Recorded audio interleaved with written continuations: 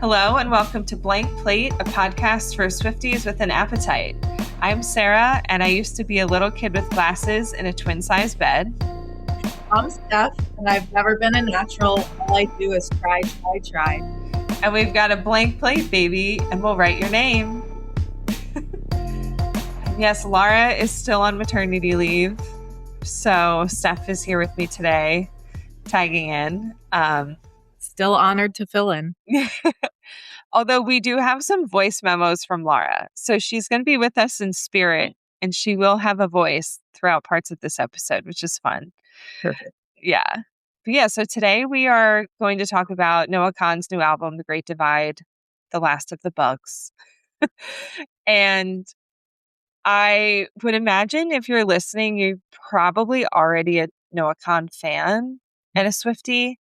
But if you're not really a Noah fan and you are listening, we also hope that this episode will bring you into the fold of especially if you're a Swiftie, you should be listening to Noah Kahan. Yeah.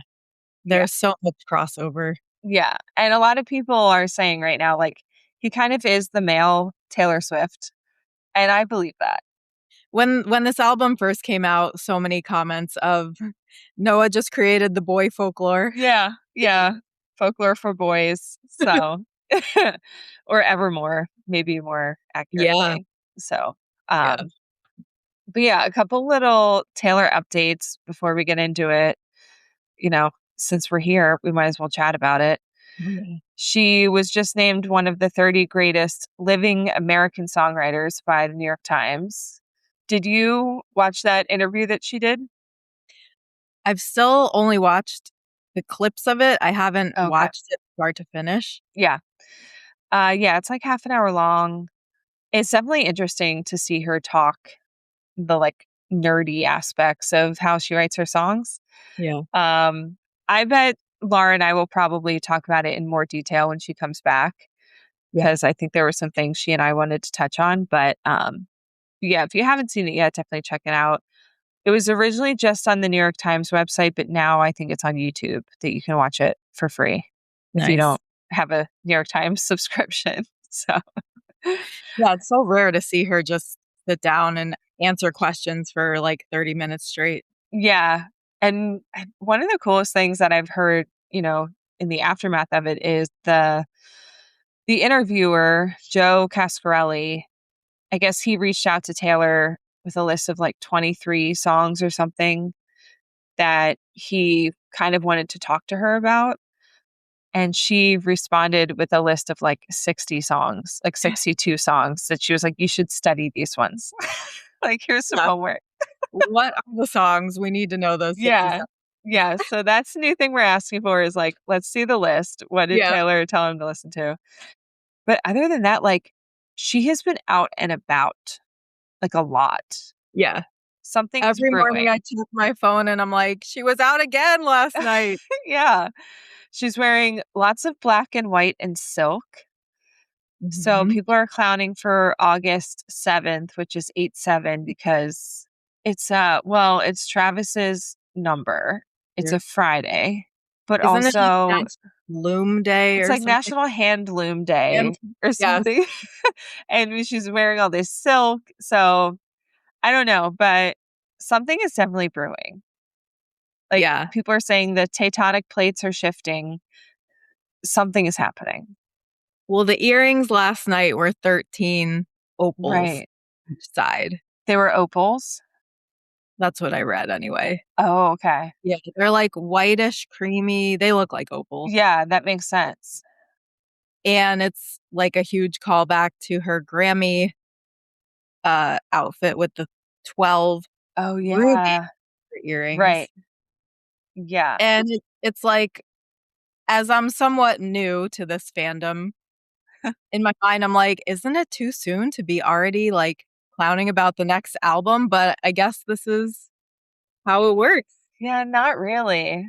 And because we know that her Easter eggs always point to her work, right? So this has to be referencing something upcoming. If it is TS13 and we're getting this silky, romantic, black and white, I don't know. I was thinking the other day, how cool would it be if we got like midnights, like midnightsy sound, but more like romantic and like Mm, sparkly, yeah. like very synthy would be fun.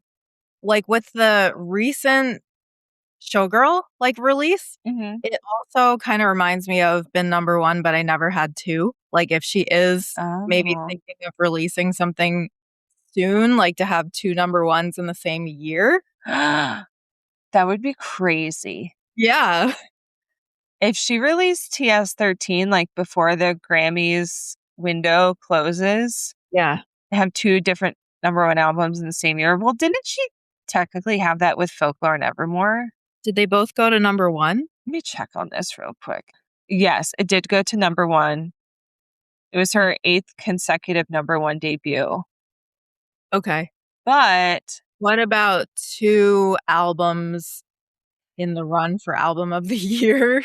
yeah, because they were in separate Grammy years. Oh. Was Evermore nominated? No, I don't think so. I Okay. think Willow might have been up for something, but I don't think Evermore is an album, which is obvious. Like, that's horrendous. Yeah. Yeah. Yeah.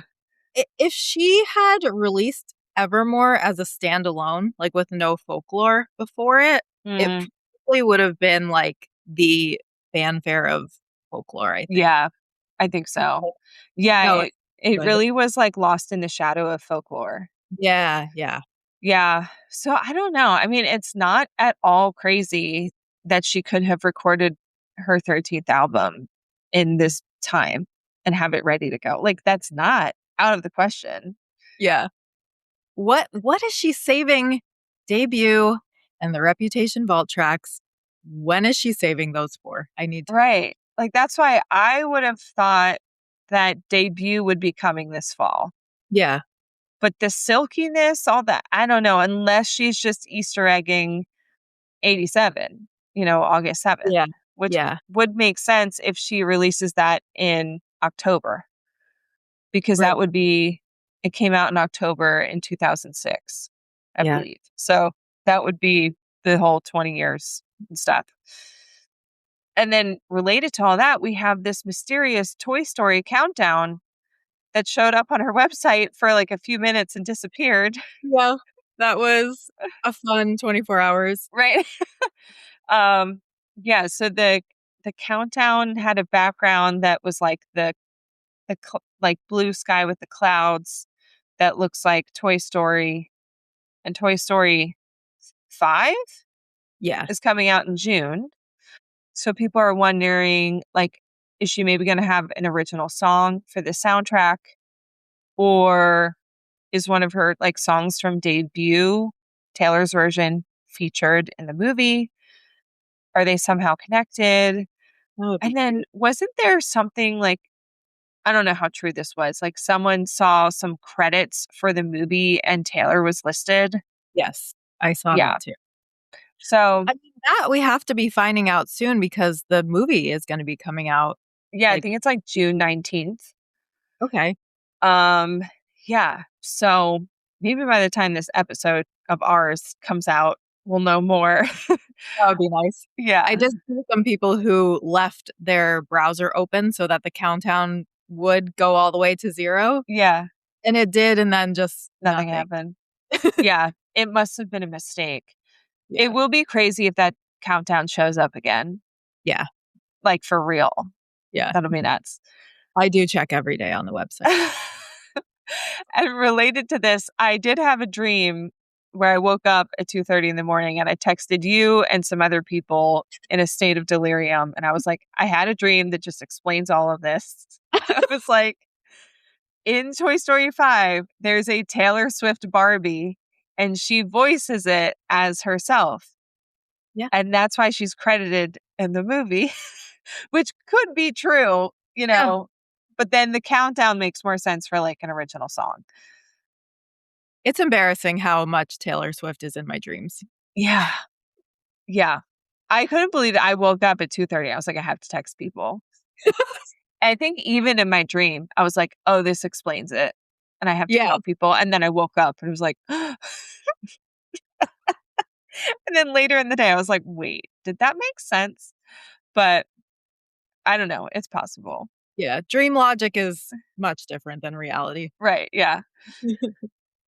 Also, the album 1989 has been chosen as one of the defining sounds of history and culture to join the National Recording Registry of the Library of Congress in 2026.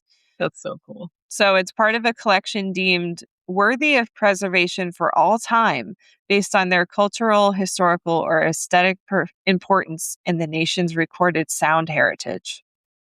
So that's pretty cool. Yeah, in a few millennia, someone will open that and be like, "This was the pop Bible." Right. We we can tell. Yeah. And just kind of related, you and I are both super pumped for Gracie Abrams' new album coming Yes. out in July Yep. called Daughter from Hell. What? I know. I I don't really know because she doesn't seem like that just reminds me of, like, a kid who gives their parents, like, a difficult time. Right. Yeah. I don't know, Yes. but I do love her new single, Hit the Wall. Yeah, I've it's listened so to it 30 times in the yeah. last few days. I love it. Yeah. So more Aaron Dester music coming out. We love to see it. But yeah, with that, let's move on to Noah Khan. So before we get into it, let's talk about our personal backgrounds with Noah. Like, how did we get here? Right.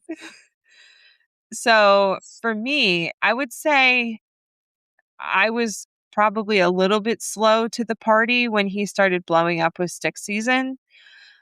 Because I think like Stick Season was super popular, and then I probably hopped on the bandwagon more around the time that like Dial Drunk with Post Malone came out. And I Okay. was like, okay, I really like this. And then he was doing like all these other collabs. Like he did the one with Gracie. And I was like, oh, I love Gracie Abrams. So I was like, all right, I need to like put this album on. Like, what's going on?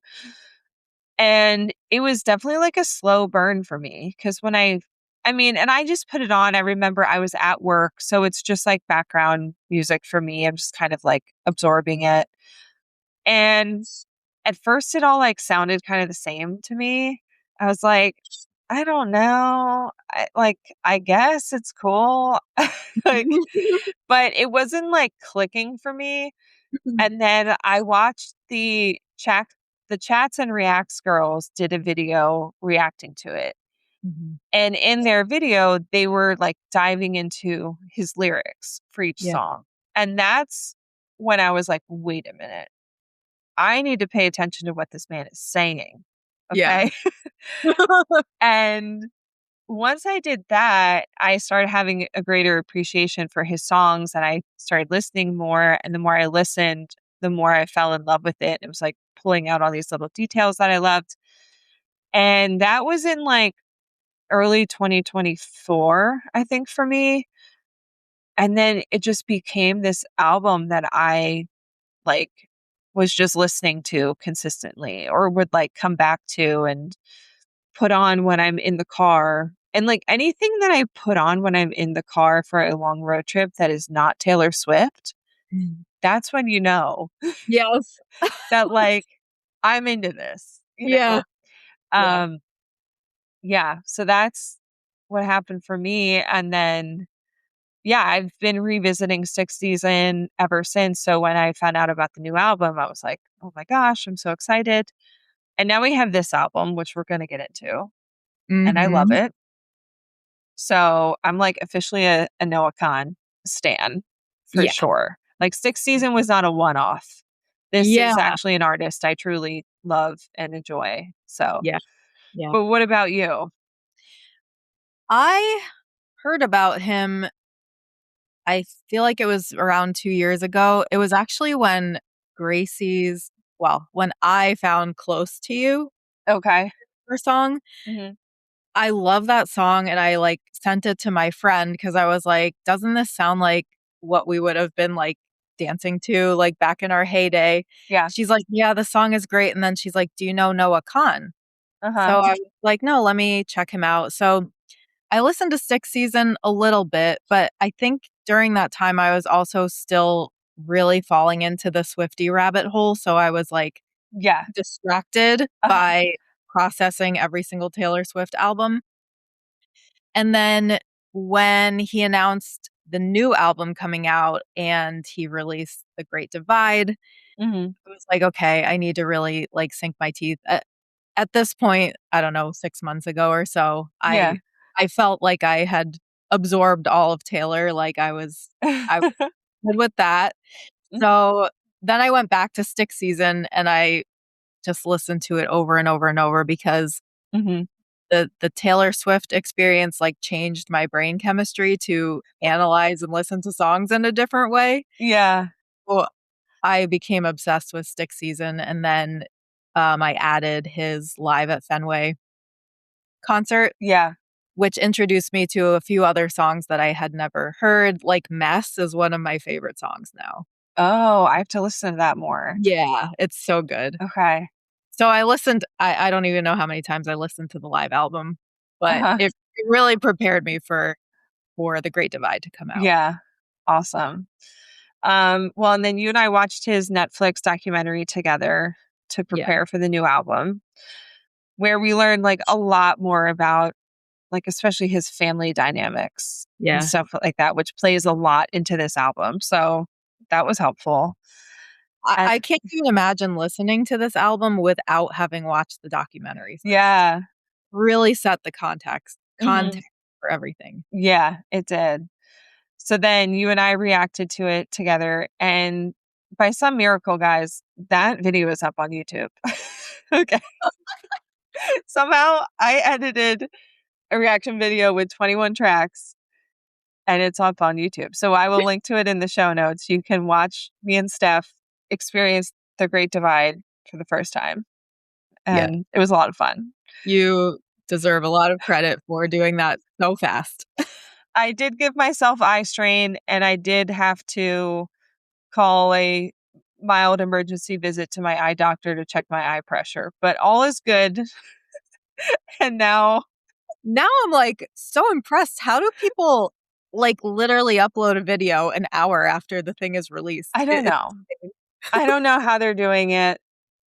Yeah, I mean, and our YouTube video is like 2.5 hours long. So, and that means I edited out like an hour and a half of whatever the heck we were doing. So, Yeah. yeah. Oh, that was super fun. So, more reactions to come to the YouTube channel now that I'm faster at editing. I think I can crank them out more. So, we'll see. I just have to set a timer. Every 20 minutes, I got to look out the window for 20 seconds There you so go. I don't get really bad eye strain and give myself migraines and stuff. So, anywho, so because this is technically like a Taylor Swift podcast, and we definitely connect to Noah as it kind of relates to our love for Taylor Swift. And like you said, like it changes your brain chemistry and like how you interact with music. I wanted to highlight some of the ways that I think that Noah is similar to Taylor with his songwriting. Because he really is the closest thing we have to a male Taylor Swift right now, I think, in the way that he writes. Yeah. And one of the hallmarks of Taylor's music is her storytelling. And I think Noah also does this really well, where, I mean, the whole album of Stick Season kind of tells a story, but he writes in like the same way where certain songs like it's like you can see the music video in your head or it feels like a scene from a movie that Mhm. you're like there. Mhm. It's very like specific in that way. Yeah. So one example of that I wanted to play is his song Orange Juice. See the craves as you pass through from our crash back in '02. Not one nick on your finger. You just asked me to hold you, but it made you a stranger and filled you with anger. Now I'm third in the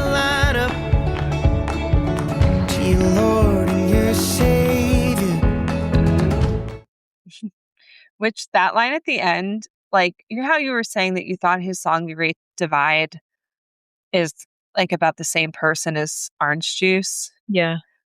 I had never noticed the line about now I'm third in the lineup to your Lord and your Savior. And I'm Yeah. like, oh, because The Great Divide talks so much about like religious trauma. Yeah. I was like, ooh, maybe No, they I are about the same did. person.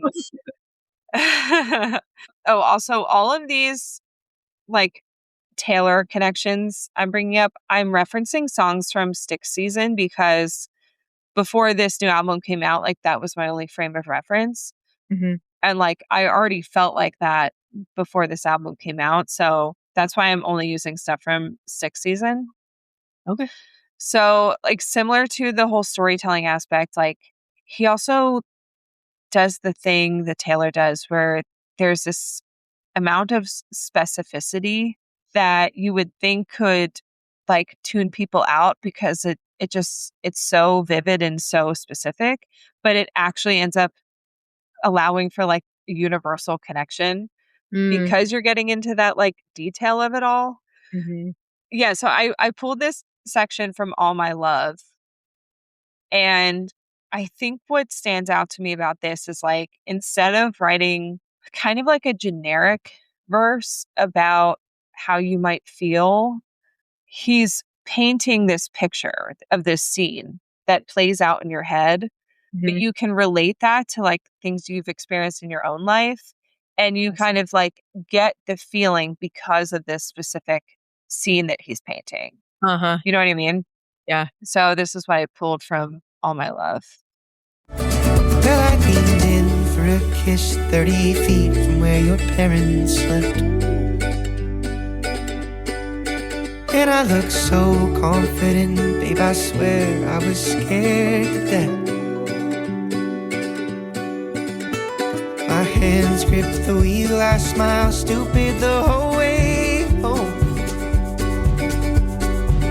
Well, those 5 words in my head, you said I'll never let you go. I sang. I I do. love that song. Yeah.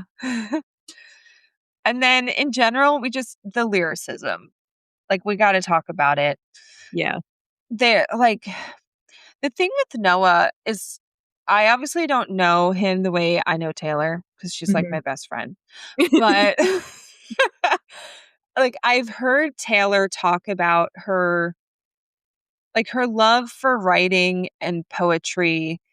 And, like, she's very clearly a student of that. Like, she Mhm. studies other poets. She's probably read books about writing poetry, Mhm. all that kinda stuff. And she's, like, nerdy about it, which she talks about in her, songwriter thing with the New York Times. So, I don't know if Noah is the same or if he just has this innate skill and Yeah. this stuff just flows out of him. You know what I mean? It does seem innate, but yeah, we don't know. But he also is collaborating with people who are geniuses Mhm. as well. But I have noticed he uses some of the same, like, alliteration and, like, the similar sounds, I forget what that's called, Yeah. or the similar sounding words, like, one after another. Mhm. So I don't know if that's, like, comes naturally to him or, he's through trial and error has figured out, like, these are Right. the best writing techniques. Yeah. Yeah, and he loves a metaphor like Yeah. Taylor. And he also loves to kinda twist a phrase, which Taylor also loves, and Taylor talks about this in her songwriting thing. Like, there's just something about there's he does something. But I pulled out a couple of my favorites. Yeah. I Um haven't listened to when you get done. oh, okay, cool. So this one from Come Over might be my favorite line in the entire album of Stick Season. I love this one. I'm in the business of losing your interest, and I turn a profit each time that we speak. Don't I love that. I'm in the business of losing your interest and I turn a profit each time that we speak. Like, what? Oh my God, I love that. And then I have a section from Styx season that I love. So here's that. So I thought that if I piled something good and all my bad, that I could cancel out the darkness I inherited from Dad. No, I am no longer funny, cause I miss the way you laugh. You once called me forever, now you still can't call me back. And I Like, I'm no longer funny because I miss the way you laugh Yeah. is crazy. And Yep. then you once called me forever, now you still can't call me back. Yep. And this is a thing that Taylor does all the time, where you once called me forever, meaning like what you refer to me as, right? Yeah. Is Yeah. forever. Now you still can't call me back. So now call is being used in a different way, which means like literally calling someone on the phone. Yeah. And Taylor loves to do that where she uses the same word in a phrase and it means two different things. Yeah. And there's like probably a poetry term for that too. But yeah, so he does that. And then one other one I had is from New Perspective. gave me your word and now I can't pronounce it. No thing so sure that I can't learn to doubt it. Now the state bird, it sings our song so out of key. Yeah, I feel like gave me your word and now I can't pronounce it is like the same kind of thing. Yeah. Yeah. that he Word does. is used like your word as in like your promise Mhm. versus just a word. Yeah, that you can or can't pronounce. Yeah. Yeah. Yeah. Oh my gosh. And it's also like, I know what he means, but I don't know if I can put it into words. Right. Yeah. To explain it. Yeah. Yeah. I like how he, similar to Taylor, there's a lot of interwoven um like phrases or themes throughout the album and throughout the songs. Yeah. Like they'll call back to each other or they'll call back to an older album, which now that he's had a few out, you can kind of see that. Yeah. There's one line, this is from the Great Divide album, Indoors, Mhm. where he is saying, "So forgive me if I jump at the rattle of your keys." So like he ends the sentence and you don't actually know what jump means. And then it Okay. continues on into the next line. Mhm. Give me if I jump at the rattle of your keys, like they scared me. Yeah. But at first I'm like, forgive you if I jump. Like, are you jumping? Are you Yeah. the edge of the cliff jumping? Like that. And Yeah. then picks up the next line to explain what the sentence means. Yeah. Yeah. Well, and also in sixth season, he said, "You once called me forever, now you still can't call me back." And he has a song called "She Calls Me Back." Yeah. And then Yes. he ended up adding the bonus track called "Forever." you know? So we love Good. that kind of stuff as Yeah. Swifties. Yeah. Another thing that they both touch on, and especially Noah does this really well, is mental health. Mhm. So, like, one of my favorite songs of his is Growing Sideways. I pulled this section of it. 'Cause everyone's growing and everyone's healthy. I'm terrified that I might never have met me. Oh, if my engine works perfect on empty, I guess I'll drive. I guess I'll drive. Like, the amount of times that I have thought about the phrase, I'm terrified that I might never have met me, I know. that's crazy. It hits so deep. It does. And in my mind, this is a sister song to This Is Me Trying by Taylor Swift. Yeah. Like this part here. Pulled the car off the road to the lookout. Could have followed my fears all the way down. And maybe I don't quite know what to say, but I'm here in your doorway. I just wanted you to know that this is me trying. I love that song so much. I love it too. Regardless of the words even, it's like Ugh, very Her Yeah. voice angelic. Yeah. But both of those songs are really touching on this idea of like when you're really struggling with your mental health and you only have so much to give, but you're still showing up and you're Yeah. like, this is all I can give, but I'm giving it. Like I'm here. And that has to count for something, you Yeah. know? Yes. Oh my gosh. It reminds me of I forget which song it is on Sixth Season. It might be the same one. He he starts it. So I took my medication and I poured my trauma out.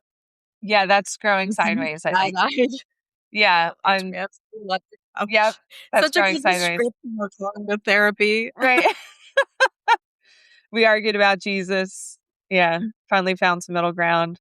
Yeah. Um, yeah, I love growing sideways. And like you mentioned, like these songs that call back to one another, that weave a story. And I feel like I'm really in touch with the album The Great Divide because of our reaction that we did. Because, you know, Mhm. we really listen to each song and then we're looking at the lyrics, and it really helps to like cement all of that in your brain. Yeah. And But also, so, I think Taylor, after sitting with the songs for a few weeks, like they take on a whole new meaning yeah. Hmm. and they can be interpreted different ways. Yeah, definitely. Yeah, and that's why I love seeing how other people interpret the songs, because then Yeah. you're like, "Oh, I never thought about it that way, but that totally makes sense." Yeah. You know? That's yeah, it's so fun. But in, like, preparing for this episode, I was re-listening to Stick Season and also reading the lyrics a lot, Mhm. and it seems like almost every song on The Great Divide kind of calls back to a song from Stick Season. Like, whether he meant to do that or not, but I mean, the man is writing about his life, so it Yeah. makes sense. And it actually seems like a continuation. Like Mhm. Stick Season flows into the Great Divide so well. It's like the next chapter of the same story. Yeah, definitely. And then I would say that one kind of difference between the two of them is I think they're kind of the inverse of each other when it comes to love songs, where Taylor is like mostly love songs with other topics thrown in, Mhm. and Noah is mostly other topics with some love songs thrown in. Yeah. And Yeah. even his love songs are like pretty devastating. Right. Um, but he writes a lot about his mental health, about insecurities, which Taylor does a lot too, but he writes a lot about his family and friendships Mhm. and like those kinds of relationships. But like I said, even when he writes about love, it's like devastating in his own personal, like Noah type of way. Yeah. So I pulled a clip from Everywhere, Everything. Oh, everywhere, everything. Wanna love you to put food for the worms to eat till our fingers decompose. Keep my hand in yours.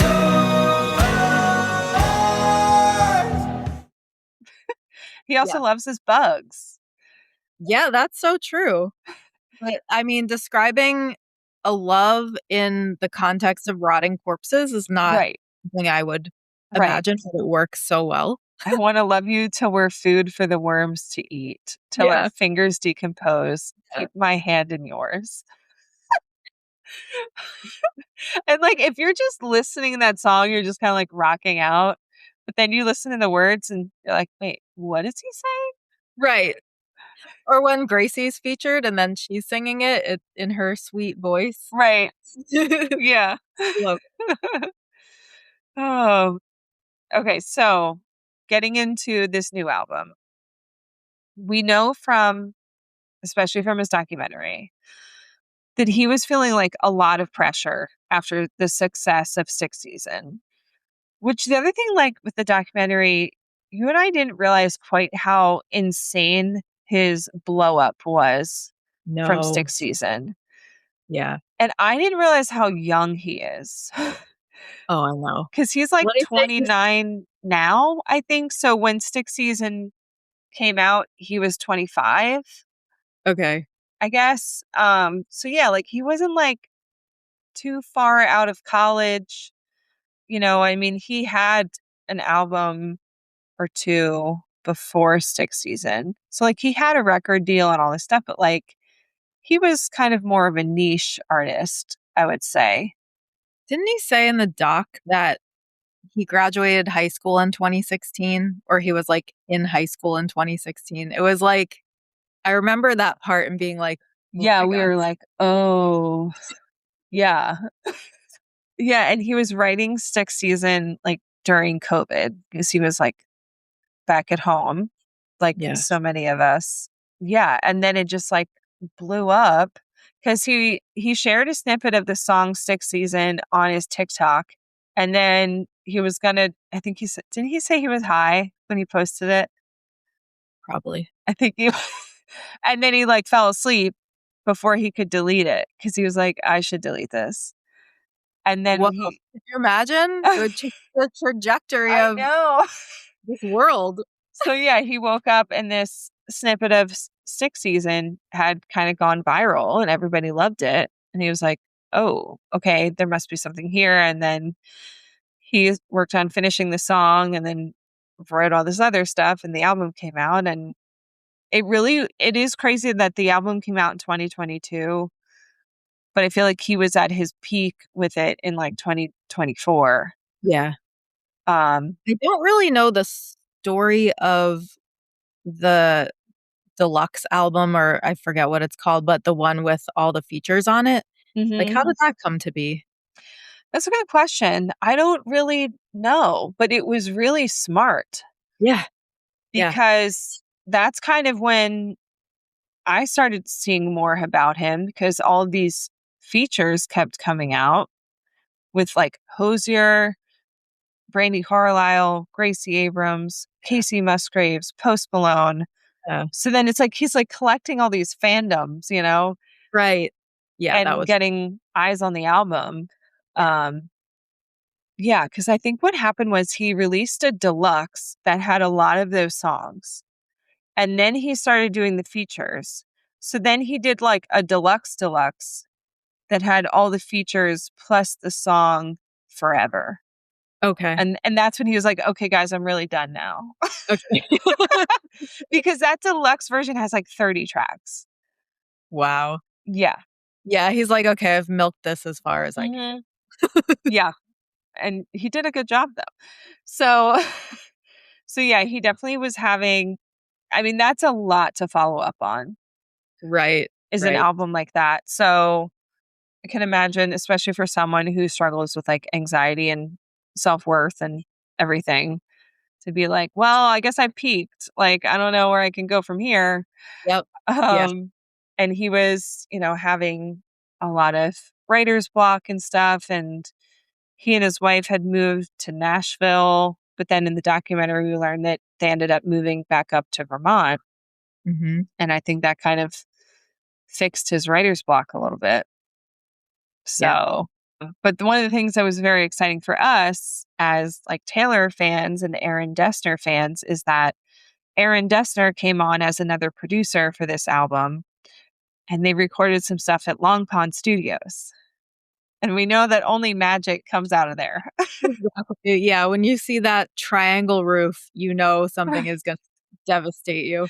Exactly. And Noah said about working with Aaron, I felt very lost and I kind of just like trauma dumped on him and he took it so well. Aaron does seem like just like such a gentle soul, Oh my god, yeah. you Yeah. know? Like you could tell that man anything and like he's not gonna flinch. Seriously, yeah. Yeah. I'm jealous of his kids. And Aaron said in his post about this album and about working with Noah, he said, I'm so grateful to Noah for trusting me to help him find and shape some of these songs. He is one of the most talented artists I have ever encountered. Bella Blasco and I, she was uh the like audio engineer or Okay. whatever that I think Aaron works with a lot. Um Bella Blasco and I would often have our jaws on the floor quietly listening to Noah, and a lot of the time I was just trying to get out of the way so Noah's mind could go where it needed to go, which is really cool. And I think in the like Rolling Stone interview, Noah said that Aaron was really great about like letting him figure out like the melodies and the lyrics because he really likes to have that come from him. Yeah. And sometimes with co-writers, he feels like pressured to just like take other people's ideas, Yes, he you said his know? pleasing comes into play there. Yeah. Yeah. So and like Aaron was really there to just like add the production and like pull it all together or maybe help like coax things out of him. Mhm. And Aaron also said, I find the emotional resonance and honesty of Noah's writing deeply cathartic and important. He is shining a light on ways in which we all struggle internally and in dialogue and sometimes conflict with family and friends. I can't tell you how many times my own kids have smiled at me when they hear Noah sing. They can fuck up all they want and blame it all on their dad. And somehow it brings us closer every time we hear it. It's just It sweet. it's so interesting because, you know, Aaron works with so many different artists, and the final songs, they don't all sound the same. They sound specific to the artist that he's working with, Yeah. but you can tell there's like an Aaron touch Yeah. to them. Yeah. So this album came out on a Friday, like it normally does. Mhm. And then it was later that Friday evening that Noah announced 4 bonus tracks for what he was calling the last of the bugs. So we got Lighthouse, Staying Still, A Few of Your Own, and Orbiter added to the track list. And the other weird thing was like he added them throughout the track list. Like they weren't just tacked on to the end. Yeah. I wonder what I mean, this might be a mystery, we'll never know, but yeah, I wonder why. Yeah. Because it changed all the track numbers, Yeah. the original. hmm So moving on to our overall thoughts about this album. What are your thoughts on it, Steph? Okay, so one of my favorite, like, musical themes is when you have an upbeat melody with sad lyrics, and I Yeah. feel like that's all over this album. Yeah. I love how vulnerable it is and relatable, especially with how much he talks about his complicated family hmm dynamics, which I think everyone can relate to in some way. Like, nobody has a perfect family, Yeah. but he also makes a point to note that there's a lot of love still. Yeah. hmm I think he has a brilliant way of switching between narrators and perspectives, even though hmm it's like not fully obvious in the Yeah. first few listens. Like you really have to analyze, and you can imagine different narrators in different hmm parts. It's a little bit ambiguous at times, which I think is a, a really talented thing to be able to do. Yeah. And then I just love his sense of humor too. There's a lot of like tongue in cheek phrases, like actually laughed out loud at some parts. hmm Um, he's self-deprecating, but not in a way that's like, okay, come on, like Yeah. get over this. Like it's funny and it's endearing. Yeah. I love this album more than Six Season, which I think is like saying a lot because that's a Yeah. really high bar.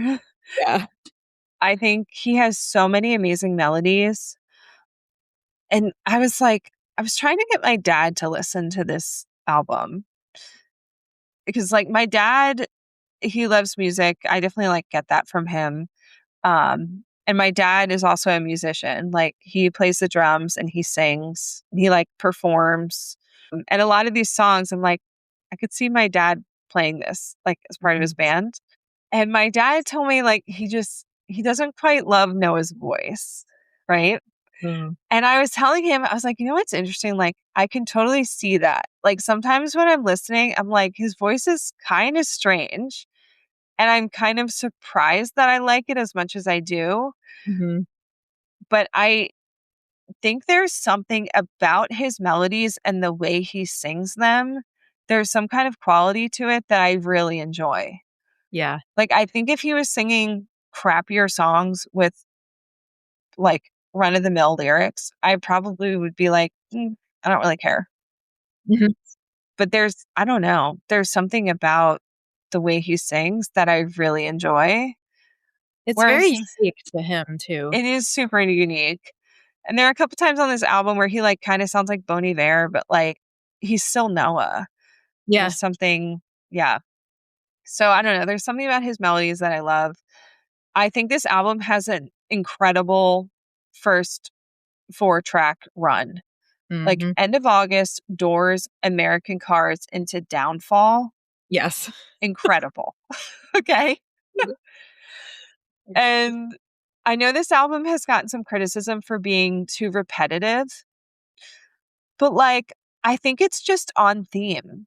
Like he Yeah. had a theme and Yeah. he went with it. And I feel like this album is like a kaleidoscope examining all angles of this theme. It's like you turn the kaleidoscope a tiny bit and everything kind of shifts and like, oh, now we're looking at it from this angle or from the way this person feels Yeah. or how like I think this person looks at me. I like that analogy. Like it's like yeah, it's a lot about a lot of the same stuff, but I mean, we have albums about breakups.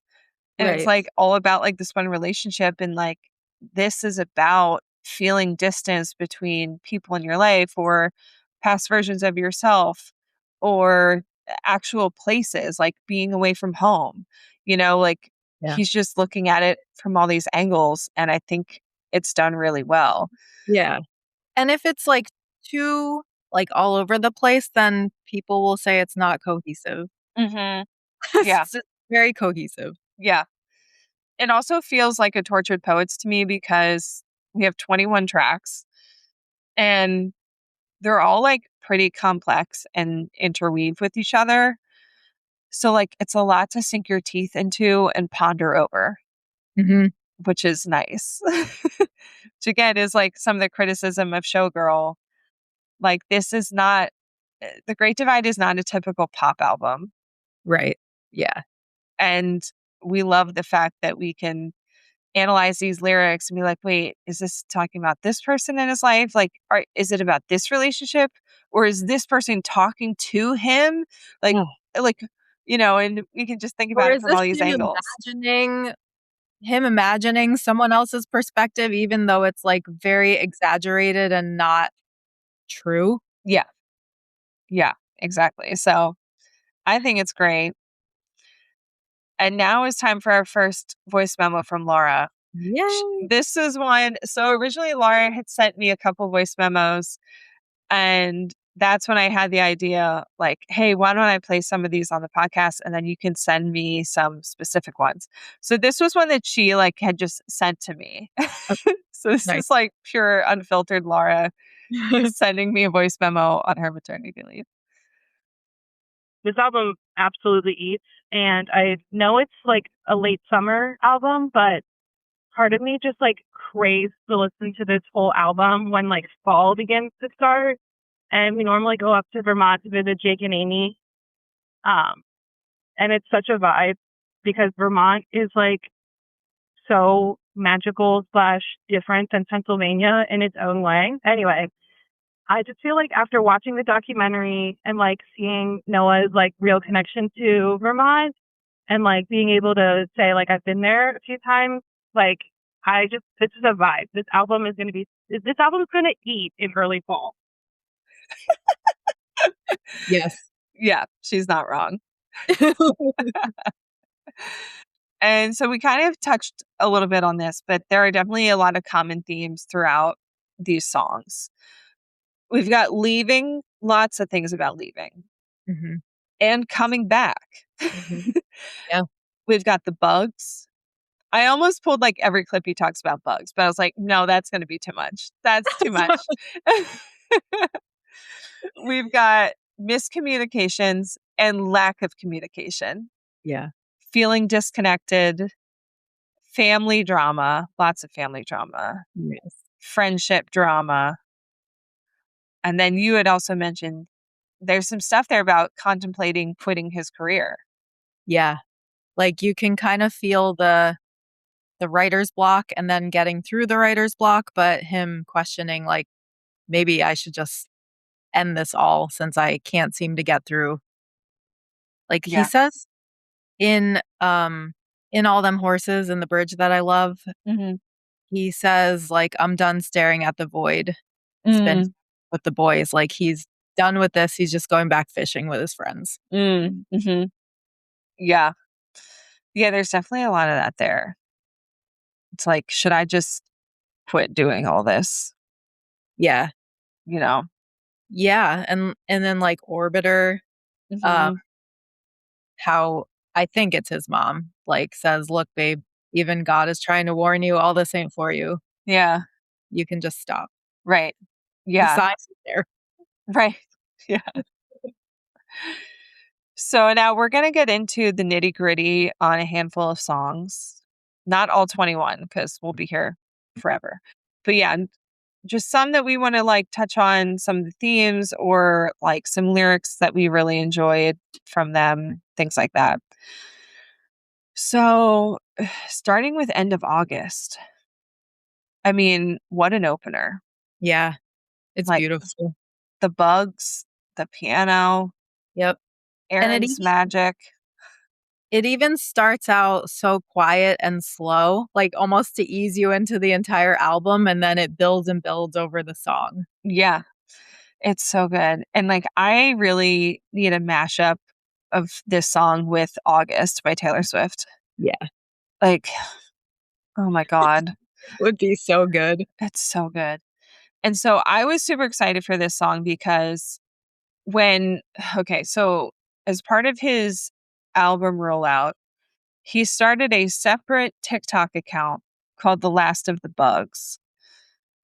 And it was like secretly him, but like so obviously him because the first video was his face, but he was playing a clip from the new album and we didn't know what it was.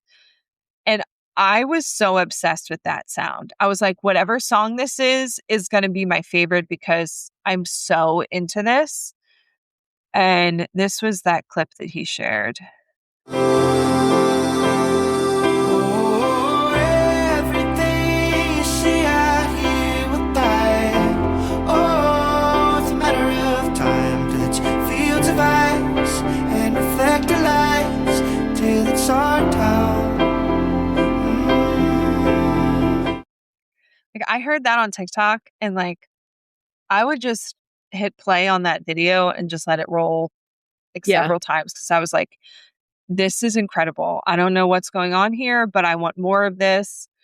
And so then when the album came out, he had written a little bit about this track saying how he wanted to sound like the end of summer in Vermont and like how everyone is in his family says that the trees on their property are haunted and like they hear voices in the woods and like but they're friendly voices and just like what he was describing, I was like, I wonder if this is going to be that track, like that Oh, snippet that I love.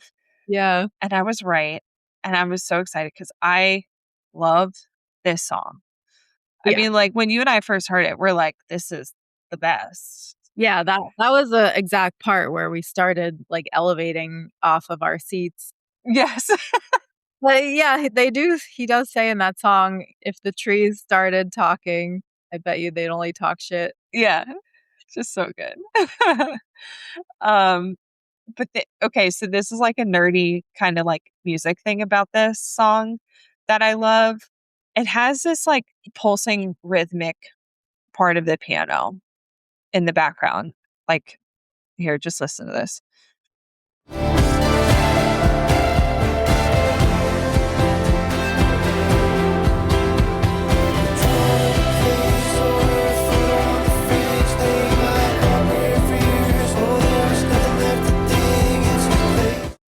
It's that like pulsing piano. It's like the eighth notes. It's like 1 and 2 and 3 and 4 and Yeah. 1 and it's just like pounding in the background while we have this like these like sweeping vocals and like all this stuff.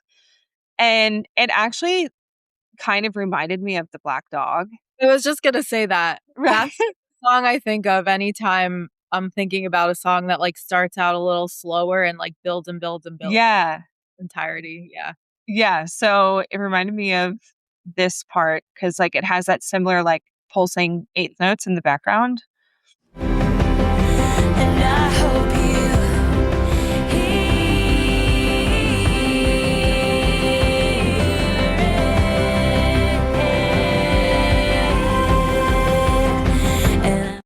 And actually, those might be 16th notes.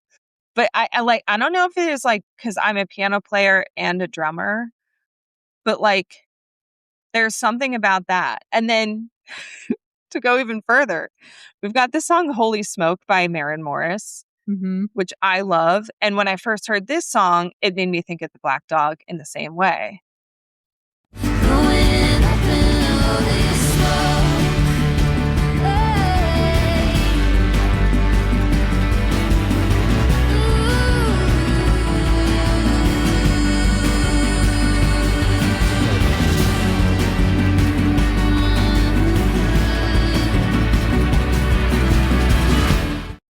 Holy Smoke is a Jack song.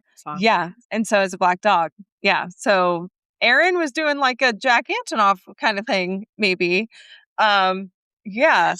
But like, I don't know what it is about that vibe, but it's the kind of thing that makes me want to like drive off a bridge or In a like, good way. yeah, like run into a brick wall. Like it's so cinematic, right? Like it feels like the climax of a movie where someone is like running to tell the person they love that they love them. And oh, I Yeah. was an idiot and I'm actually in love with you. Like it just has that, it just makes you like emotional and like, "Ah, everything's building." And oh my gosh. Those are the good driving songs. Yeah, I love it. So moving on to Doors. We've got a lot to talk about with Doors. All right. Okay. This one is intense. Okay, so Doors. We had talked about like when we listened to this, I had heard someone say that it's almost like a sister song to The Bolter with like avoidant attachment. But then the more I listened to it and I was like reading some other stuff about it, because some people are saying that it's like anxious attachment. I was like, I think it's actually anxious avoidant or disorganized attachment. Like he's got elements of both. So let's listen to where is it? The chorus of Doors. Have you ever stared directly at the sun? Have you ever shared some closeness so exposed to have it spit back by someone? So forgive me if I jump at the rattle of your keys. Or are you leaving? No, babe, I'm just waking up. Now I'm not staring at the ceiling, listing reasons you should pack all your shit up. So I don't know like how you had read this, but when I had first like heard, well, he shared a snippet of this online. Then we're listening to this song. And when I heard, I'm left staring at the ceiling, listing reasons you should pack all your shit up. I was initially reading that from like an avoidant perspective. Like, here's all the way, like, this won't work. You should just leave or whatever. But if you read it from an anxious perspective, it's like he's thinking about all the reasons that she, like his partner, has to leave. Like, here are all these reasons that you will want to leave me. Not like, oh, this isn't going to work. Just you should pack up your stuff and get out of here.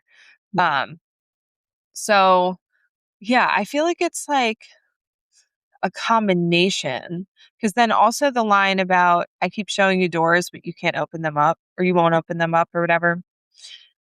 You could view that as like avoidant, like here's the door, take it, but then she doesn't leave, or like anxious, like I bet you're just going to leave, right? Like, assuming she's going to leave, but she doesn't.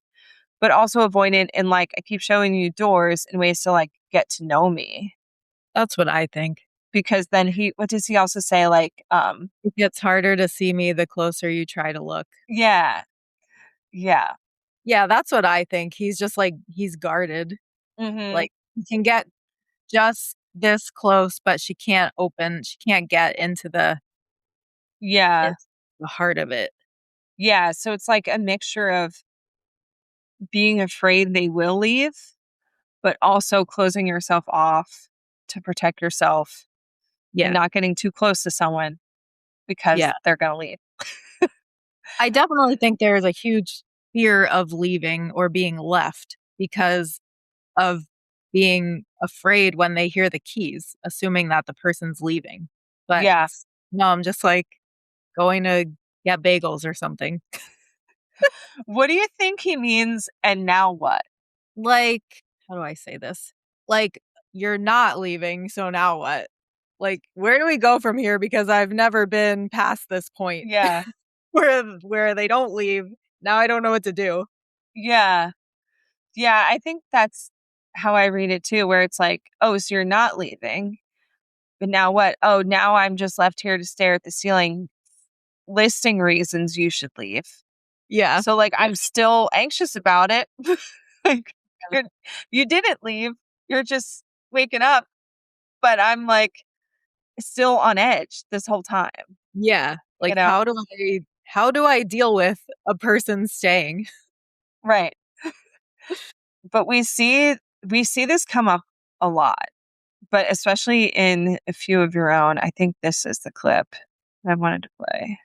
I grew up with a feeling that what's good must be fleeting. That if I'm happy, I'm dreaming, and I'm prepared for you leaving. But I see. Yeah. Yeah, Comes again. that one's rough. That's I mean, and the whole line of like, have you ever shared some closeness so exposed to have it spit back by someone? Like, of course, you're going to be guarded when that has happened to you. yeah. Mhm. We got a comment on our reaction video pointing out the parallels to Antihero with this song. Because first of all, we've got "Have you ever stared directly at the sun?" Yeah. which is reminiscent of "I'll stare directly at the sun, but never in the mirror" from Yeah. Antihero. But also this part of Antihero. I wake up screaming from dreaming. One day I'll watch as you're leaving. Cause you got tired of my scheming. For the last time. To be honest, I can relate like half of the songs on this album to Antihero. Like Yeah. the theme that comes up a lot, and I am going to expand on that in a little while. Oh, good. Yeah, I actually was thinking about that the one day. I think especially about Antihero, but also kind of like Midnights in general. Like the ruminating on relationships and what Yep. people think of you and like self-loathing. Yeah. There's a lot that Yeah. you could parallel to a lot of Midnights. Yeah. He talks about like haunted house and ghosts a couple times too. Yeah. Yeah, Yeah. true. But that part of Antihero also reminded me of a different part of a few of your own. Once all the rain stopped, I was afraid you might wake up and remember who I am and remember what I've done. Yeah. Yeah, more of that like I'm a horrible person, but really only I know that. Right? Like you're gonna figure out that I'm terrible and you're gonna leave. Yeah. Oh yeah. I mean, don't we all kind of feel that way deep down? Probably, yeah. Okay. Moving on to American Cars, which I love American Cars. It's so Me too. good. This is apparently an eldest daughter appreciation anthem. It took me a couple weeks to realize that, and I actually realized it around the same time everyone else did. Mhm. Because at first I thought that he and his family basically has the role of eldest daughter, of Mhm. like being responsible and feeling like compulsively compelled to go back and help Yeah. as an eldest daughter would. Yeah. But then it came out that it was from his sister's perspective, and then it really all made sense. Yeah. So in the Rolling Stone interview, he said that the song is about his sister and that she was upset because she didn't have a song on Sixth Season. So he wrote a song for her. And when I heard that, I was like, oh my God, that makes so much sense. Yeah. Especially the one part where it says, like, you make the house a home. Yeah. Like, that's not about anyone but like a sister or a mom. Yeah. And when And you like, you know how to talk, like you talk yeah, much. you know how to It's talk. we don't. Yeah. Yeah. And I think for one thing, forgot that he had a sister. And in my mind, like name one song about somebody's sister. I don't know. Like, I don't know. Yeah. Like, are people writing songs about their sisters? Except for I know Hilary Duff just had one about her sister on her new album. But that makes sense coming from her. But Taylor only has a brother. So I'm always thinking brother. I only have brothers. Yeah. So it never even occurred to me that a sister could be part of this conversation. Especially knowing that, I mean, from what we saw in the doc, she's a doctor. So, Oh, is she? That's yeah. right. Okay. And so that made a lot of sense too about being responsible, the one that you can always depend on. You're tough. You're going to fix it. You're going to patch it up. Yeah. Oh my God. Okay, let's listen to the chorus. You're gonna fix it. You're gonna patch it up. 'Cause honey, we're fragile. You've always been so tough. Know that I miss you. You always come running back. Whenever I ask. Whenever I ask. Yeah. This one, it honestly reminds me of myself. Yeah, it does. I'm in the medical field. I'm the eldest Yeah. daughter. I had lived across the country for a long time. Whenever there were big family issues, I would compulsively have to go back to help. It's Yeah, didn't very you move back here to help with family stuff? well, it sort of, because Yeah. I went through a really long time where my dad was very sick. And Yeah. so I was coming back a lot to Mm, deal with that. yeah. And eventually I moved back because I didn't want to be so far away Yeah. when that kind of stuff happened. But Mhm. it's I have a very deep feeling of responsibility towards my family. Mhm. Yeah, that makes sense. One of my favorite things I saw was someone said that if their sibling wrote this song about them, they would never ever complain that they weren't loved enough. Right. It's actually really sweet. Yeah. I also think it shows that in this album, he uses honey and babe very liberally. Yes. Like Yep. my brothers and I would never ever call each other honey or babe or anything like No. that. So I think that was one thing. I had originally read this from the perspective of his mom talking to him, asking Mhm. him to come home to Mhm. help. Because honey makes sense. Like my parents call me honey. Yeah. So that's one thing I'm okay, he calls pretty much anyone honey or babe. It doesn't matter. Yeah.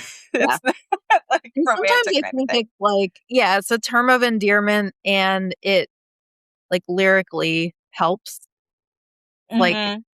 not a filler word, but it does help like to describe the love and the endearment. Yeah.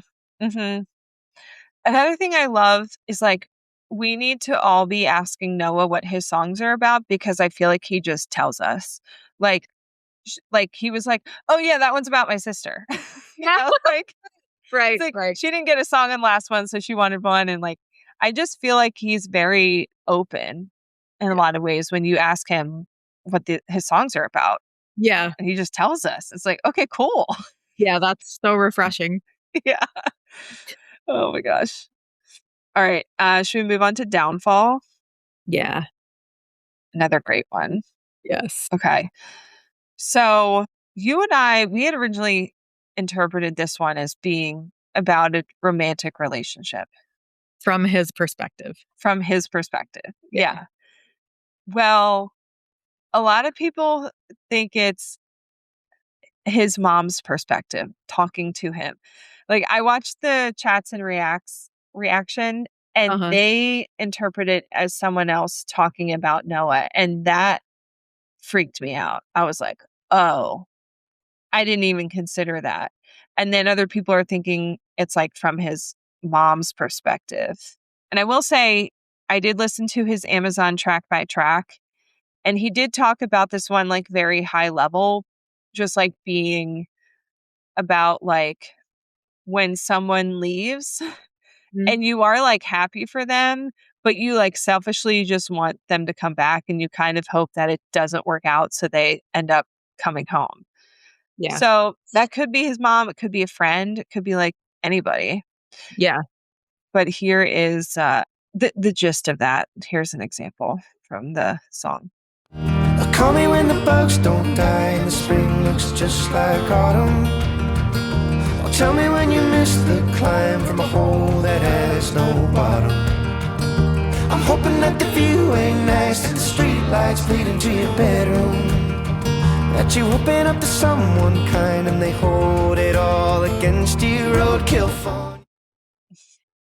So I can see like it could be interpreted from his mom's perspective, but it's almost like too mean. Like it's almost like Yeah. too much ill on somebody to be a parent. Yeah. I still kind of see it from a relationship ending. Mhm. Mm, that's- Yeah, I definitely think it's like this song is about what he's talking about, but he kind of takes it to the extreme a little uh, bit, yeah, like saying the things out loud that you would not actually say out loud. yeah, You might kind of think them in your head. yeah, But I will say the call me when the bugs don't die and the spring looks just like autumn. I could almost see that being his mom because, like, we know Porch Light is from his mom's perspective. hmm And like that song starts with like a phone call between the two of them and her saying, like, maybe you feel this way because you haven't been taking your meds, but it's like raining out. So I'll, give you yeah, that. So I could almost see it like her being like, all right, well, call me when you're like in California and you're depressed and you're like, there's no seasons here. It's yeah, just always the same every day. And she'll be like, yeah, I could have told you you weren't going to like that kind of a yeah, thing. You yeah. know what I mean? Um, but also similar to Porch Light, we have this part of Downfall. I don't mind being your dead end. Think it's fine to never move on. And that reminds me of this part of Porch Light. But you can only do what pain allows. It ain't up to you to make it out, and there ain't no shame in calling this thing quits. Like, I don't mind being your dead end. I could see that being a mom. Being like, Yeah, I can see that. Or even a place, like going back home. yeah, And yeah, you could like read it from the perspective of his town, being like, yeah, go ahead and leave. I know you'll be back. yeah, yeah. But I feel like throughout the story of the album, and from what we saw in the doc, like he accepts that home is home and like he thrives there. It's not actually a Yeah, dead end. It's like right. it helps him. Yeah. Also, just another like nerdy thing.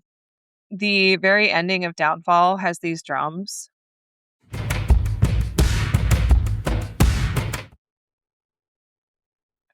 And of course, I immediately thought of Closure because this is the Yeah. end of Closure, Okay, that's bizarre. right? Like, is that an Aaron Dessnerism? Maybe. Because Downfall does have Aaron as a producer, so Nice. I don't know. All right. Should we move on to Paid Time Off? Yeah, yeah. Okay. So Paid Time Off, I feel like it feels like an instant folk classic. Mhm. Feels very Bob Dylan, and I feel the same way with Headed North. Yeah, I love Headed North. Yeah. But the main thing with Paid Time Off was we need to talk about this line. And your love is like an open flame in my burning car, your closed garage. So in the reaction, you and I are just like bopping along. We're like, this is a cute song. This seems like upbeat and happy. And then we start looking at the lyrics and we're like, wait. What? So like, I still don't know what he means by this. I'm a running car in your closed garage. I still don't know because I just go back to the carbon monoxide poisoning of it all. Yeah.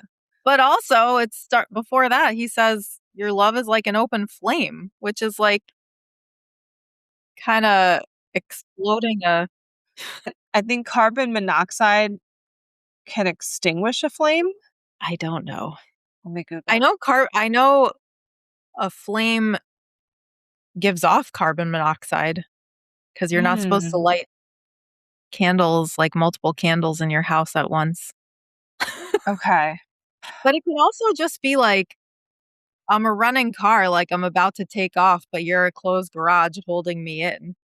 Like it Yeah. may not have anything to do with the fumes. Right. That's a weird Yeah. coincidence. I know. So I guess carbon monoxide displaces oxygen, but it's also highly flammable. I don't know. I'm going to need him to explain that one. I know, because it could be an explosion if you put Yeah. flame by the carbon monoxide, or it could be the opposite of suffocating. Yeah. And in his track by track thing about this one, I think he said it was kind of like the opposite of, is it the opposite of downfall? I forget which song he mentioned, but basically like the person who like doesn't want to hold the other person back, kind of like let them leave, but that person is hanging out, like staying and is saying like, no, actually I like this. Like this actually feels really good. Like, I don't know. So I think overall it's a pretty positive song. Yeah. He also makes reference to I had the brains for a city job, you got the taste of a county cop, like another opposite thing. Yeah. Like running car and closed garage are kind of opposites too. Yeah. I don't know what that means, but it's almost like, I don't know, opposites attract maybe. Like Yeah. they're such different people, but they're still like they work. Right. Yeah. I don't know. Somebody tell us in the comments. Well, Help. Okay. So staying still. This again, it feels very like eldest daughter. It's like laughing through trauma kind of thing. I mean, that's what everyone's saying because of this specific part of the song. Never mind, I'll forget about it. I'll be good, I'll be fine. I can laugh about it. I try to keep on starting over. Such a good part of that song. But yeah, but overall, this song is about hating driving to Logan Airport and like someone's getting on the plane and you're not. So I started reading this one from the perspective of his wife, like while she stays home and he leaves on tour. Yeah. And like, I wonder if she's an eldest daughter, Oh. because like he's like a younger son. So she could be an eldest daughter. Because that's like, that's a good point. They do attract each other. yeah. But I do love that part of that song. I think you can read it. Like it's trending on TikTok because it's so applicable to many things, whether it's like an actual relationship or like divorce, or I'm seeing a lot in infertility posts. Yeah. Like I just got to keep starting over and being like, I'll be fine. It's okay. I'll just laugh about it. Right. Yeah. I still feel like it's a song about always being left and like asking if the person is gonna stay. Because if they're assuming that person's gonna leave just like everyone else, they're telling them like, don't worry, I'll be good, I'll be fine.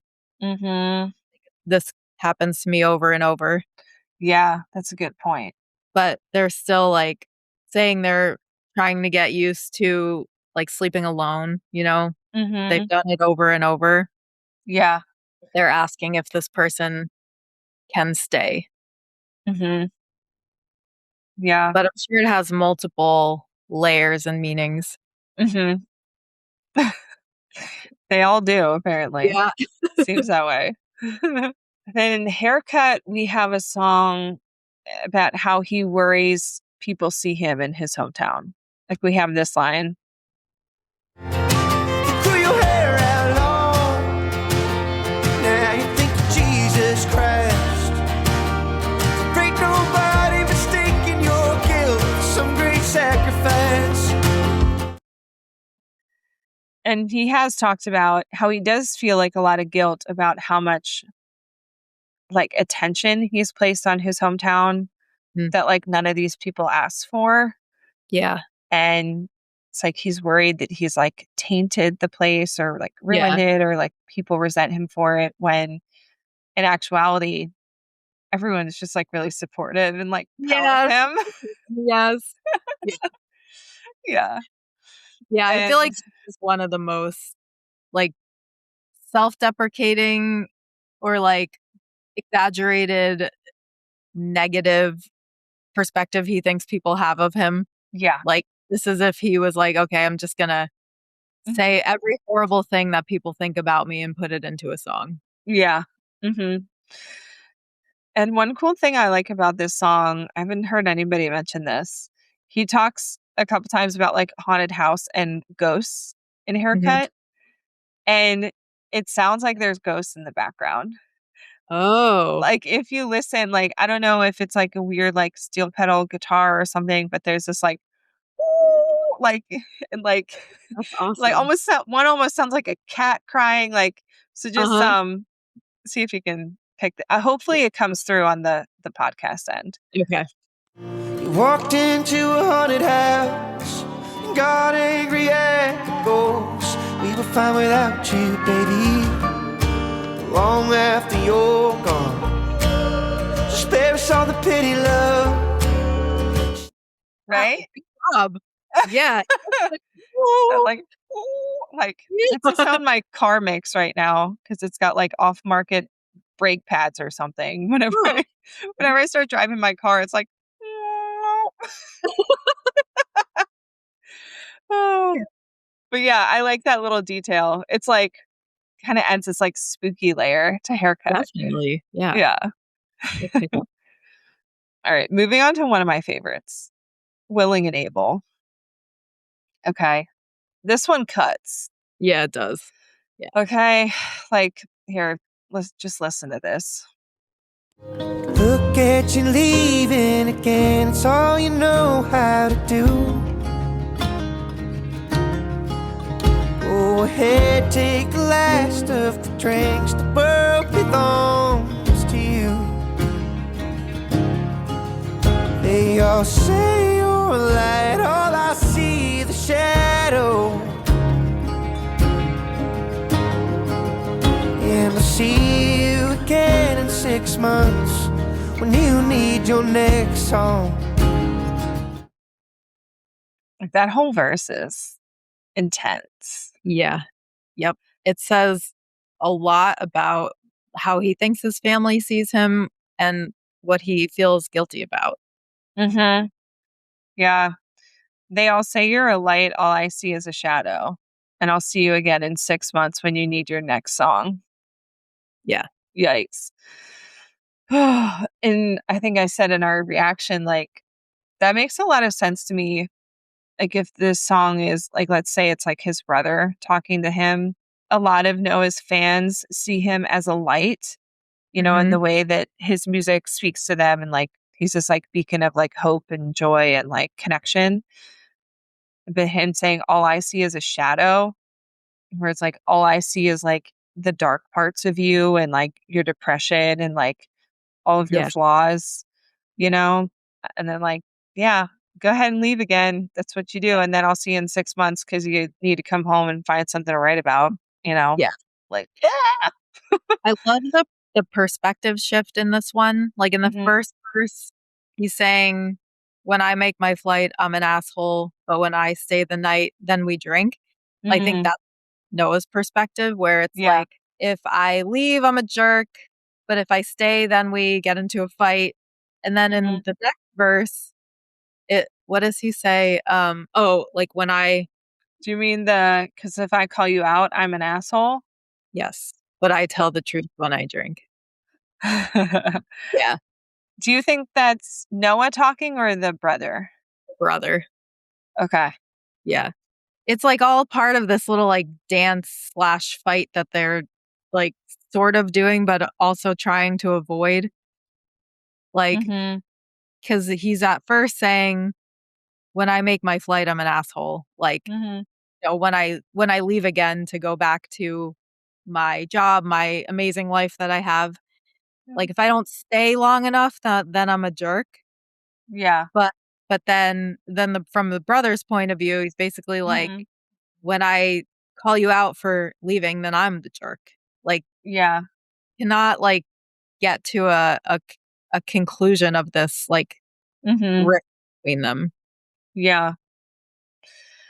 Another thing in this song that always makes me think of dancing in the refrigerator light from All Too Well Yeah. is this section. Oh, we can fight like we used to fight. Pony limbs, red faced and teary eyed. Under the glow of the TV light, I'd be winning and able. Like it just adds that like atmosphere to the song Oh in yeah. a similar The way he way. just like two little brothers fighting, like that's exactly how they are, like a little wild, like they can't really control their anger in their little Mhm. bodies. They're like so angry that they cry a little bit. Yeah, Such a good I description. know. Yeah. And then in the song Dashboard, we have the addition of Amy Allen as a songwriter. So she has also written for people like Olivia Dean, Sabrina Carpenter, Tate McRae, Justin Timberlake, Olivia Rodrigo, Harry Styles. Like she is a pop songwriter icon. So it's really interesting to have her added to this song. And I do think this song has kind of a more pop quality to it Yeah. in the like melody and like structure and stuff. But one of like the funniest parts of the whole album is in this song with this section. All your new friends look a lot like your last. Wonder why. Took all those loose ends, made them sandalwood beads round your neck. Douche. Douche. Like my favorite line in the whole album. Yeah. Yeah. I kind of hope that Dashboard ends up like, charting like as a single or something. Yeah. So I think it has a lot of potential there. So good. Moving on to another favorite, 23. I mean, I just love the song in general, but one lyric I wanted to call out that I really love is this one. And I've got a feeling that won't go away. Doctors are calling it just moving on.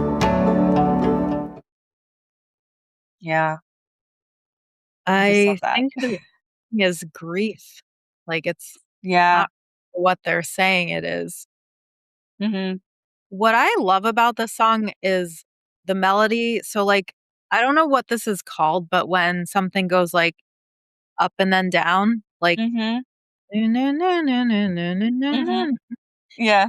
like Yeah. the background melody of it, I Oh, love. the arpeggio. Is that what it's The called? chord, it's like bop, bop, bop, bop, bop, bop, bop, bop, bop, bop. Yeah. Yes. Any song that has that, I automatically love. Yeah. Yeah. I But also then, like oh, go ahead. oh no, I was just gonna say, then the lyrics come in, and you're like, holy shit. And I loved this one right away because his voice sounds different. I heard someone compared him to he sounds like is it Adam Levine from Maroon 5? Oh, I could see that. He does kind of sound like him in this. Yeah. Yeah, he's singing differently than he Yep. typically does. And I don't know if it's because of the melody or whatever, but He just sounds like really confident when he sings this song. This one also, the writing of it reminds me of Taylor a little bit because, like, the opening line of the song, you're almost, like, crash landing into this scene. Like, he says, "Half as drunk as I thought I'd be by now, that's good." Yeah, very like Cowboy Like Me. Yeah, I can still see the others around me change shape. Like, you're almost, Mm, like, right into this scene. yeah, that's a good point. Yeah. Well, and another Taylor similarity happens at the end of this. So the ending of the song.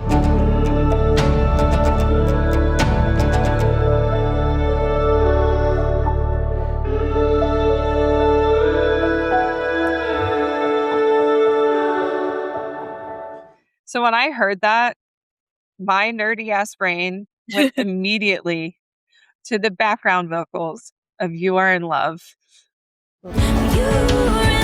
You can hear it in the silence, silence. You can feel it on the way home, You can It's like the exact same, like, like, Yes. which I only noticed that in You Are in Love in the last like year. I don't know if it's like more prominent in her Taylor's version of it, but now it's like one of my favorite parts of that song. I'll have to listen to the original because I hardly ever have listened to the original 1989. Mm-hmm. I will have to listen to that. Yeah, Hear the differences. it's so good. And then just a couple, like, I didn't pull clips of these because honestly, I don't think they'll show up in the podcast. Mhm. But I noticed these little details when I was editing our reaction, which is that All Them Horses is about the floods in Vermont, right? In Yeah. Vermont, yeah.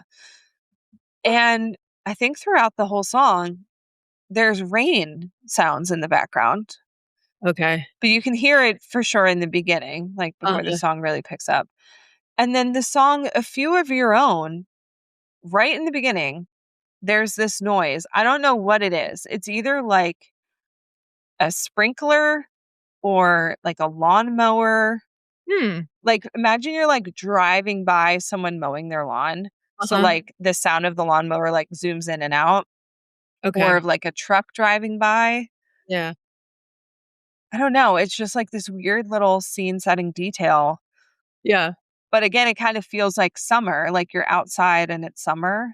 Oh, yeah. And that's, like, totally what that song is about. Mm-hmm. Like, Because it isn't that the one that talks about like heaven is the drink in the backyard as you watch the storm touch down? Isn't it? You Have Your Own is where he's saying, "Too old for us to be howling at the moon, to Yeah. be cross-eyed, drunk, young in the afternoon." It just reminds me of, like, a fun, carefree day. Yeah. Let me see. Oh, so maybe it's not that one. What is it? Oh, maybe it's We Go Way Back that I'm thinking of. Oh. Let me see. It's in We Go Way Back that he says, Heaven is a drink in the backyard as we watch the storm touch down and it's pouring out. Oh, I love that. Yeah, I love that too. Okay, so last two songs we got to touch on. We got to talk about Orbiter. I love Orbiter. It's so good. It's so good. Okay, so like this album has so many great lyrics, but for whatever reason, this part of Orbiter is one of the only parts of the whole album when we listened to it the first time that made me kind of get like choked up. Like it hit me in a Yeah. way. And it's this part. I'm an astronaut. You're the moon.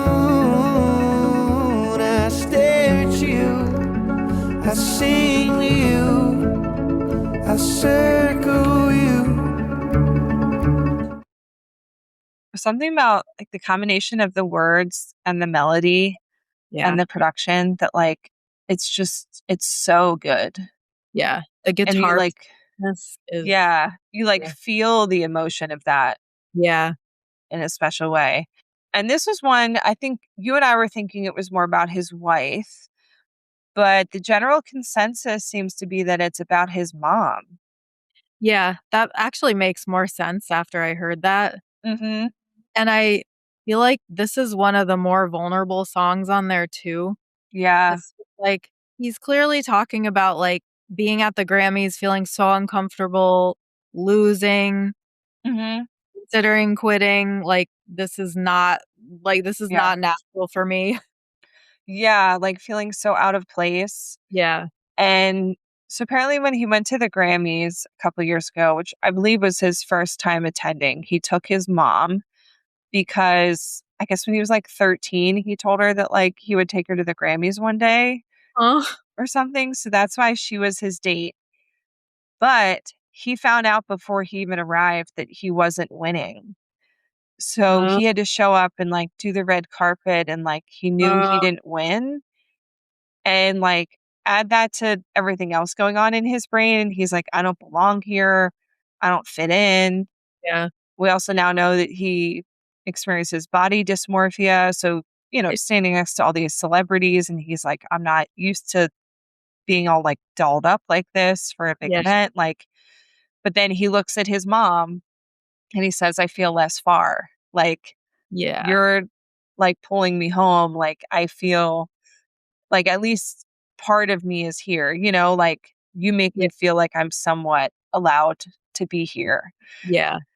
I love the line, "Some people don't know why they're wolves, they just howl for the sound of it," where it's Mm, like he his, like, music is just a natural part of him, and, like, even if he didn't have all this success or, like, he's not in it for winning awards, he doesn't really know why. He mhm. just this is, like, natural howling for him, Yeah, whether he's winning or not, whether anyone is listening or not. right.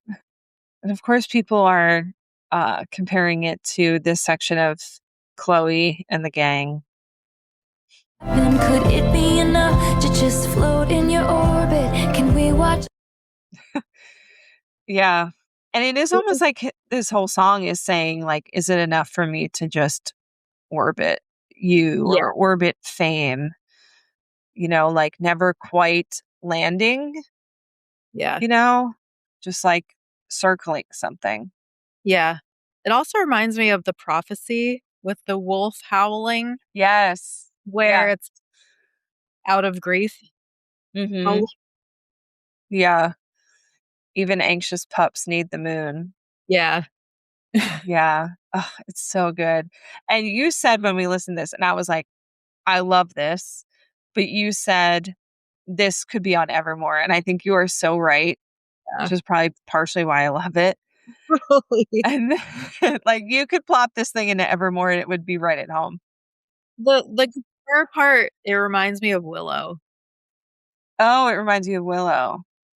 I can see Yeah, the, that. like, Because picking. for me, it reminded me of Marjorie. Oh, So, yeah.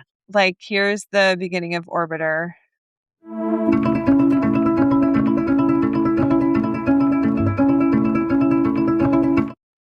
And then this is the beginning of Marjorie.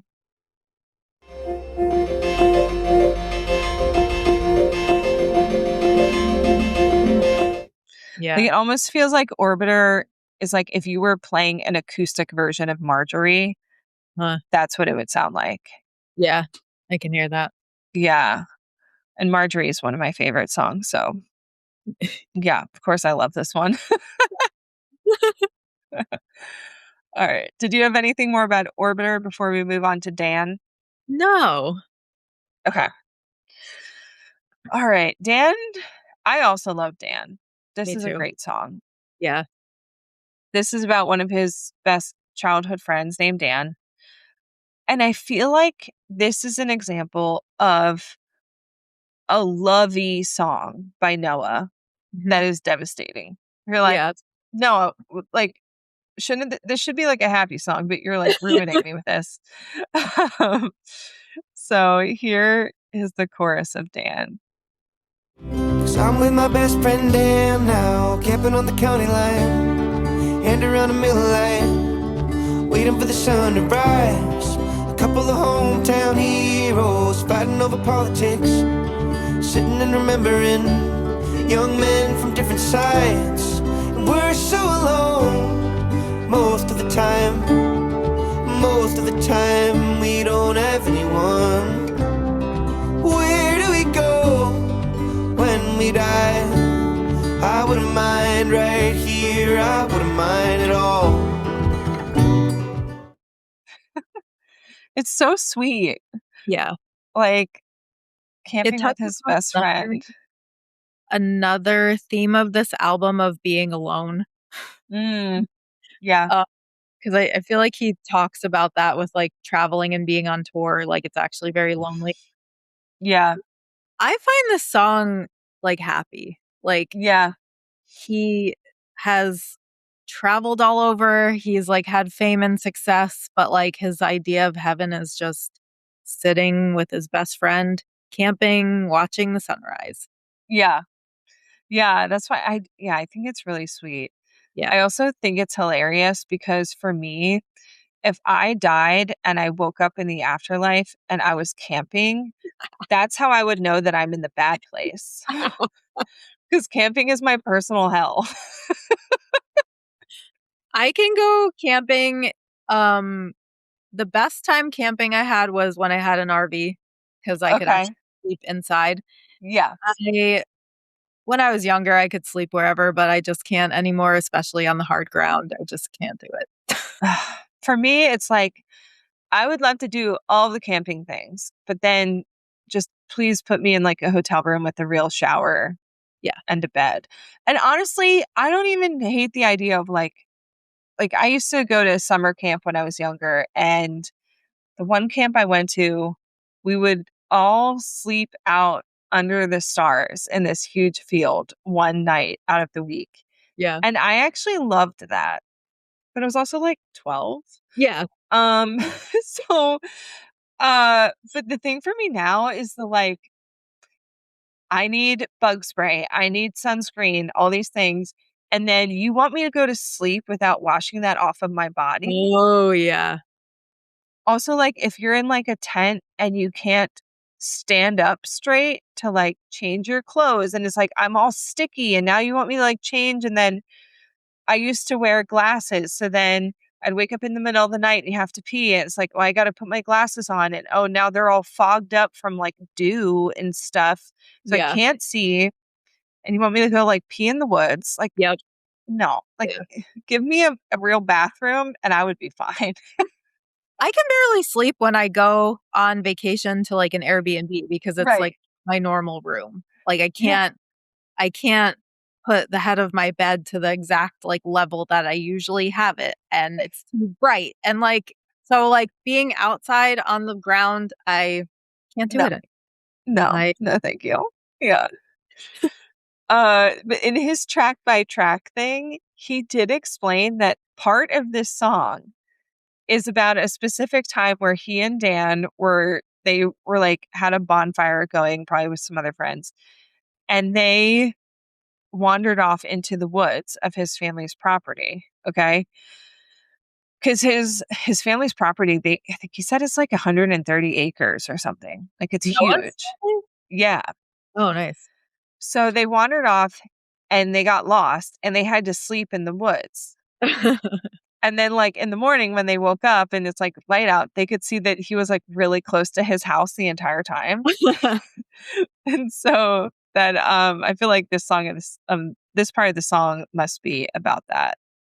Flip a rock, see the bugs, sleeping sound. Hey, that's us, you and I will be found. We ain't far from my house. That's amazing. That also has one of my favorite parts of the whole album, the way he says, "See the bugs." I know, I love that. I I just love that little part so much. "See That's the so cute, bugs." actually, like, because when you do, like, turn over a rock, it's exposing the bugs to light, which is, Yeah, like, when the sun came up and it was right. light out, you could see where they actually were. Yeah. And they're just like two little bugs sleeping in the woods. Someone just needs to find them, you know? Oh, that's adorable. I love that. That's so cute. Okay. All right. So now we got to move on to our like superlatives here. Okay. All right. Top 3 favorite songs as of today. What are your 3? My 3 are Doors, 23, and Haircut, which Nice. surprisingly are all Gabe Simon songs. Yeah, like are you actually a Gabe Simon girly now? Maybe? I might be. I might Yeah. have converted. Right. Yeah. You seem to really love, like you said, the more like upbeat ones, the more like rock forward kind of songs. Definitely. Yeah. Yeah. So my top 3 are number 1 is Orbiter, number 2 is End of August, and then tied for third I have Willing and Able and 23. And 3 of those 4 are a combo Aaron Dessner, Gabe Simon production. Oh, that's cool. So, yeah, I was kind of surprised. So, I must really love whatever they do when they get together, Yeah. which is also true for me. Like when Jack Antonoff and Aaron Dessner work together with Taylor, like Hits Different and You're Losing Me are both a combo of both of them. So, Fantastic.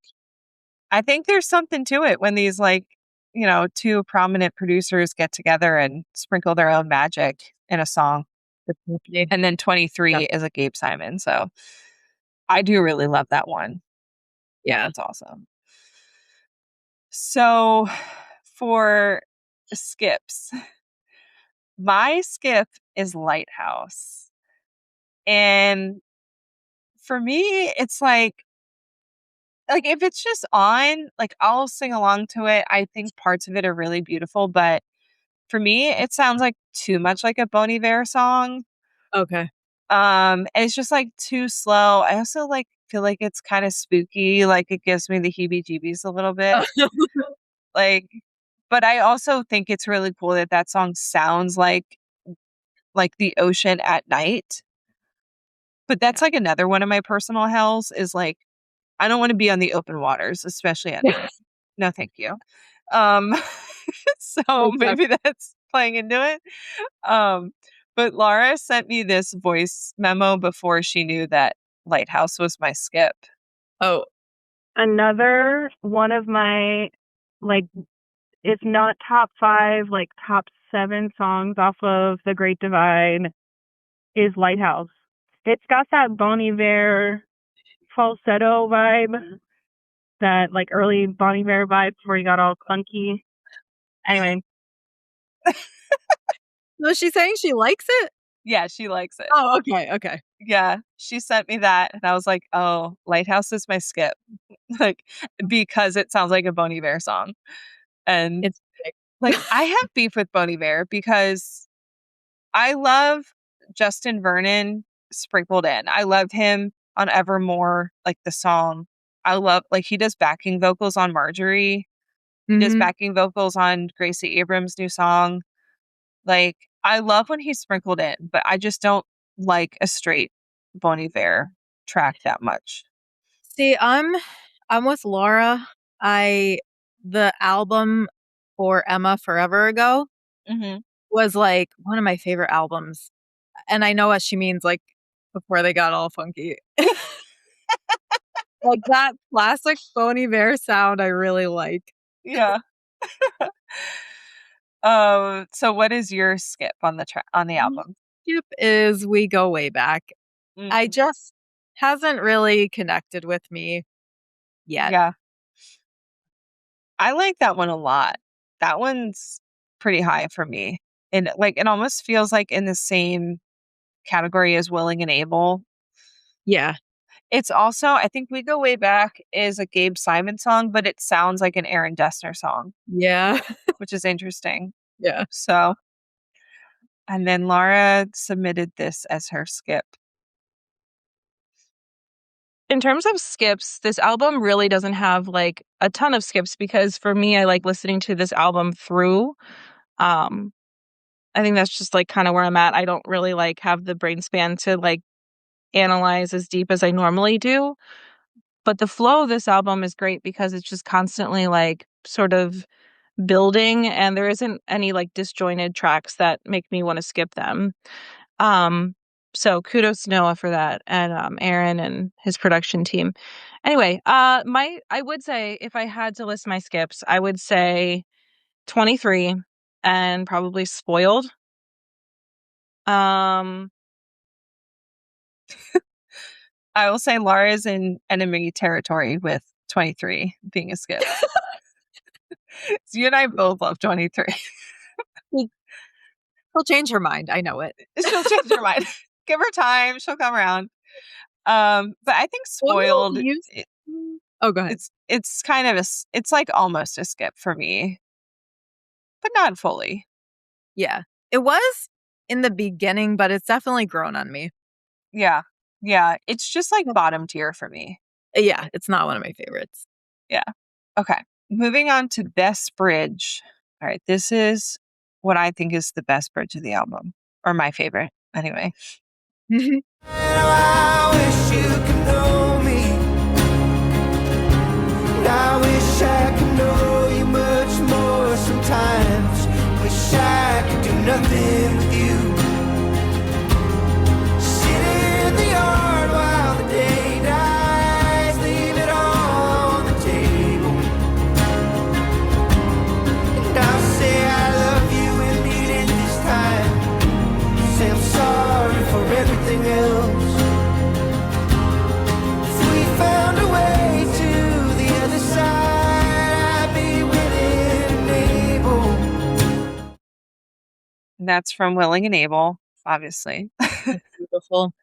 Yeah. I love the violin in the background. Like it just feels really emotional. Like we're getting to the heart of that. Yeah. Yeah, like leave it. I wish I could do nothing with you. Let's leave it all on the table. I feel like it like ties the whole song together. It's almost like the beginning is about what they disagree about, or what like the tension is between the two of them, and then it's like tying that up, like let's resolve. Yeah, like here's the resolution that I want. Yeah. And then he ends it saying, if you're willing, I'm able. Right? That's what he says Yeah. at the end, which I think kind of implies that like he was not able to before. So like, hey, if you're willing to do this, I could do it now. Yeah. And like maybe neither of them were even willing before. Right. Yeah. Which like honestly, like this whole album has made me think a lot about personally like a friendship of mine that has deteriorated in the last couple years. But the thing is with that is like in terms of fixing it, at this point, I'm not willing and she's not able. Yeah. Like that's what like I can't help but think about that. It's like at this point in time, I'm not willing to put the work in, for my own reasons. And like, I don't think that she's actually capable of like doing it, which is also kind of like why I'm not willing to do it. Cause it's like, I've done this every other time. You know what I mean? Yeah.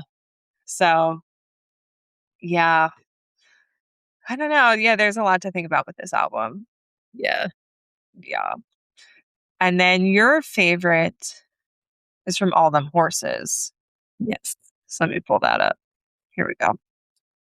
I ain't landed the plane just landed out here. From my eyes on 89, double yellow murder deer. You can vanish, yes love, you can try to disappear. 1,000 eyes on a dirt road, strike a light, let it burn slow. Maybe I'm manic again, but I think this time I'm out for good. I'm a sidewalk preacher with a record deal. I'm the weight of new sneakers on some dead wood. This ain't mine anymore. I made too much goddamn noise. I'm done staring at the void.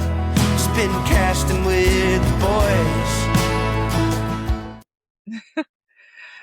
I love that. The melody of it like hits me, but then when I started thinking about the lyrics, I was like, "Oh wow." Mm. Like we know the song cuz he said it's like about the floods, but I feel like this bridge or verse whatever it is, it like transfers to being about him and like his struggles with like staying in his career. Uh Mm. I think it's interesting. He says, "Rub my eyes on 89," which I think is like the interstate he talks Yeah, about a lot. because that's mentioned in End of August as well, Yeah, that yeah, road. Yeah. yeah. Mhm. Um, says double yellow, like the double yellow line on the highway. Murdered deer reminds me of the roadkill fawn from Yeah. the Mhm. other song. Yeah. Um, and then he says, "You can vanish, yes, love. You can try to disappear," which makes me think he's like considering quitting. Mhm. 1,000 eyes on a dirt road, I think is like this is the attention that he's drawn to his like small town. Yeah. Strike a light, let it burn slow, like you can burn it all down. Mm. Then he says, "Maybe I'm manic again, but I think this time I'm out for good." It's like he's talked Mhm. about being manic before and Yeah. he's like again considering quitting. Um and then he like self-deprecates by calling himself a sidewalk preacher with a record deal. Yeah. And says, "This ain't mine anymore. I made too much goddamn noise. Like I drew too much attention to this place that was my home, Mm. but too under the microscope." So he Yeah. says, "Done staring at the void," which I feel like the void is him. Like when he lived in Nashville, it seemed like he was saying he couldn't write. Like he would just think and it would just be like this blank space, like Mm. void. And then Yeah. spin casting with the boys. I had to look up spin casting. It's it's a type of fish. Okay. That's what And I so, figured it like, was. it, like, ties up with him, like, going back home to his Mm. friends. Yeah. Yeah, I just love it. Yeah. That is really good. Here's what Laura said for her favorite bridge. Okay, I'm gonna say this. The bridge of The Great Divide is a masterpiece, and I think that's the best bridge on the album, period. So here's the Not bridge wrong. she's talking about.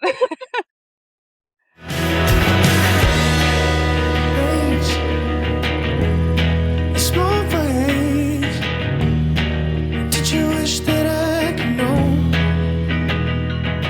you fade to someplace I wasn't brave enough to go? Yeah. I haven't like thought Definitely. that much about that bridge. It's kind of short too. It is. I keep actually forgetting about The Great Divide because it was released so long ago, and I feel like Mhm. I, like, over-listened to it at first Yeah. because it was a new song we Yeah. I actually keep skipping it because I'm like, that's old news. I Yeah. heard that song. Well, like, do you ever just let it play because you, like, can't skip it at the time and you're like, "Damn, this is a really good song." Yeah. 'Cause that's what happens Yeah. to me. Yeah. Definitely. Well, and also when I was going through all the bridges to see what I thought was my favorite, I was like, you know what? Like, he is not the king of bridges. Mhm. Like, some songs don't even really have a bridge, or they might have like a bridge that's just like oohs and ahs and humming or whatever. Or it's like very short. But I did notice, I think he's the king of the second verse because with a lot of these clips that I pulled out are like favorite lyrics. When I would then go to like find the clip in the song, and I usually have the lyrics pulled up to help me figure out where it is. 8 times out of 10, it was in verse 2, That's interesting. He's like, right? "Okay, verse 1 is to set the scene, verse 2 is to kill you." Yes, exactly. It's like he sets up the shot and then he, like, nails it. That's Yeah. funny. So, I'm gonna keep that in mind going forward with him, but I feel like Yeah, he's, I'll have like, to listen to that. the king of verse 2. I love that.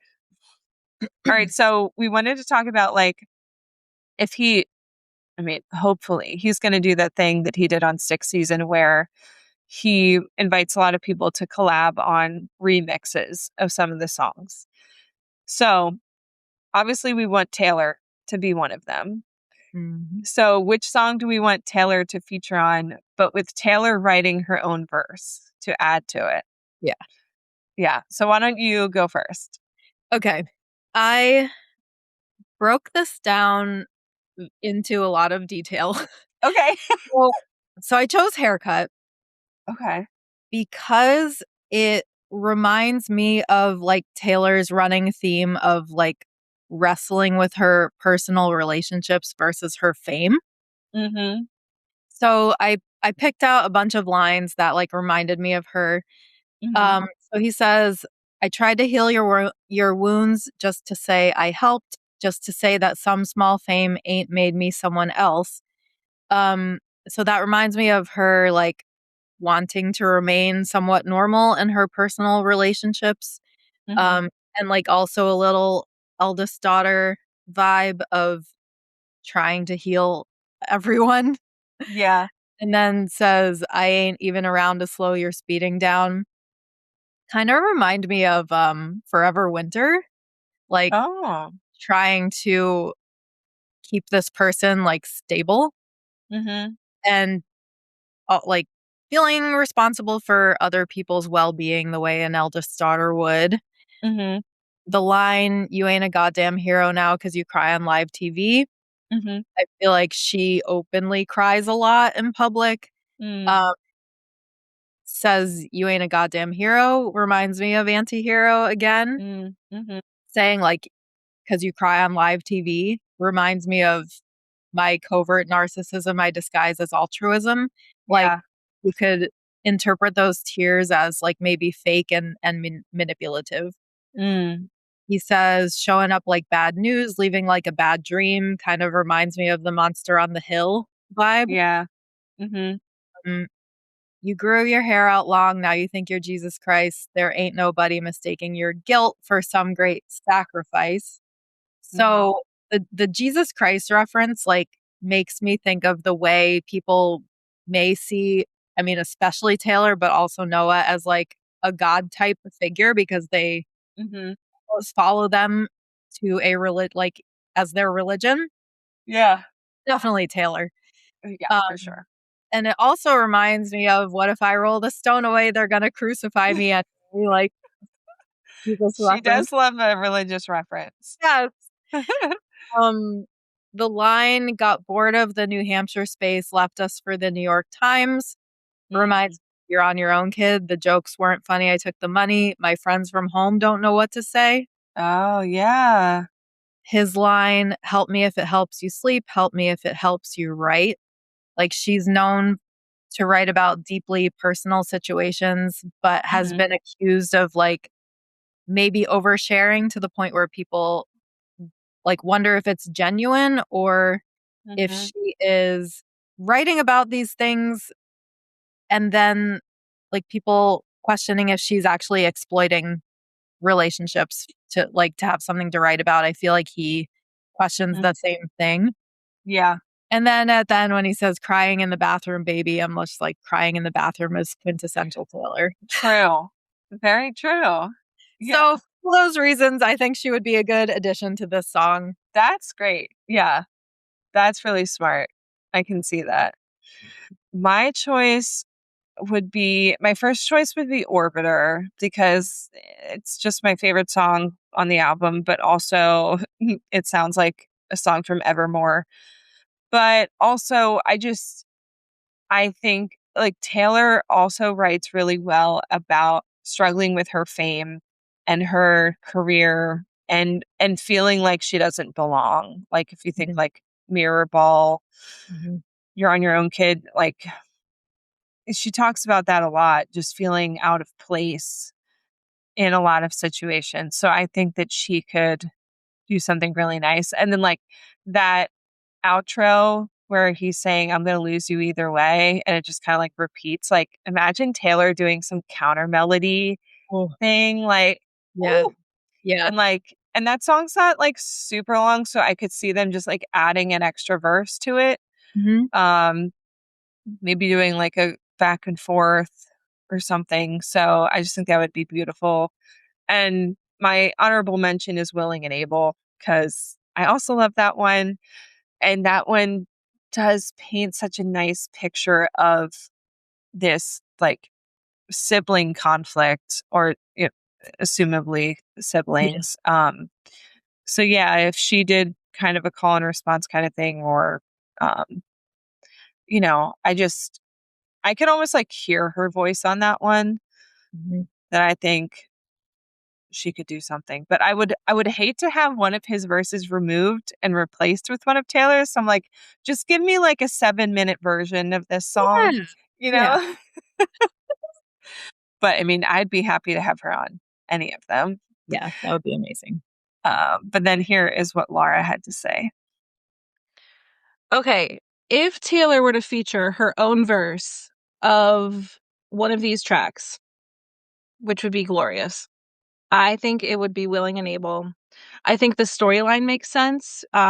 If I'm correct, I don't know, correct me if I'm wrong, but I do believe that this is about a strained relationship between a sibling, and I heard that it's a sister. So imagine like she takes a verse where like she explains her point of view and Noah sings a verse and he sings about his point of view. All, very similar to, our Bon Iver moment on you know, folklore evermore. So I could see that being beautiful. Also, I love that song. So I think it would just make sense story wise. And also, I think she'd sound beautiful on that. Yeah. I had not heard anything about it being about his sister, but yeah, Me I always too. pictured it being about the brother, Yeah. one of the But brothers. I like what she has in mind, like the Hmm. Exile, Evermore, Yeah. back and forth. That would be Hmm. amazing. Yeah, absolutely. All right. How about, okay, we've got favorite lyrics. So you said that this was yours. And anything you need, I will provide. Ride home or an alibi. I know. So Yeah. good. I just love that. Like, simple as if you need a ride home, or I will even provide an alibi if you Yeah. text me. That's how much I'm there for you. Yeah.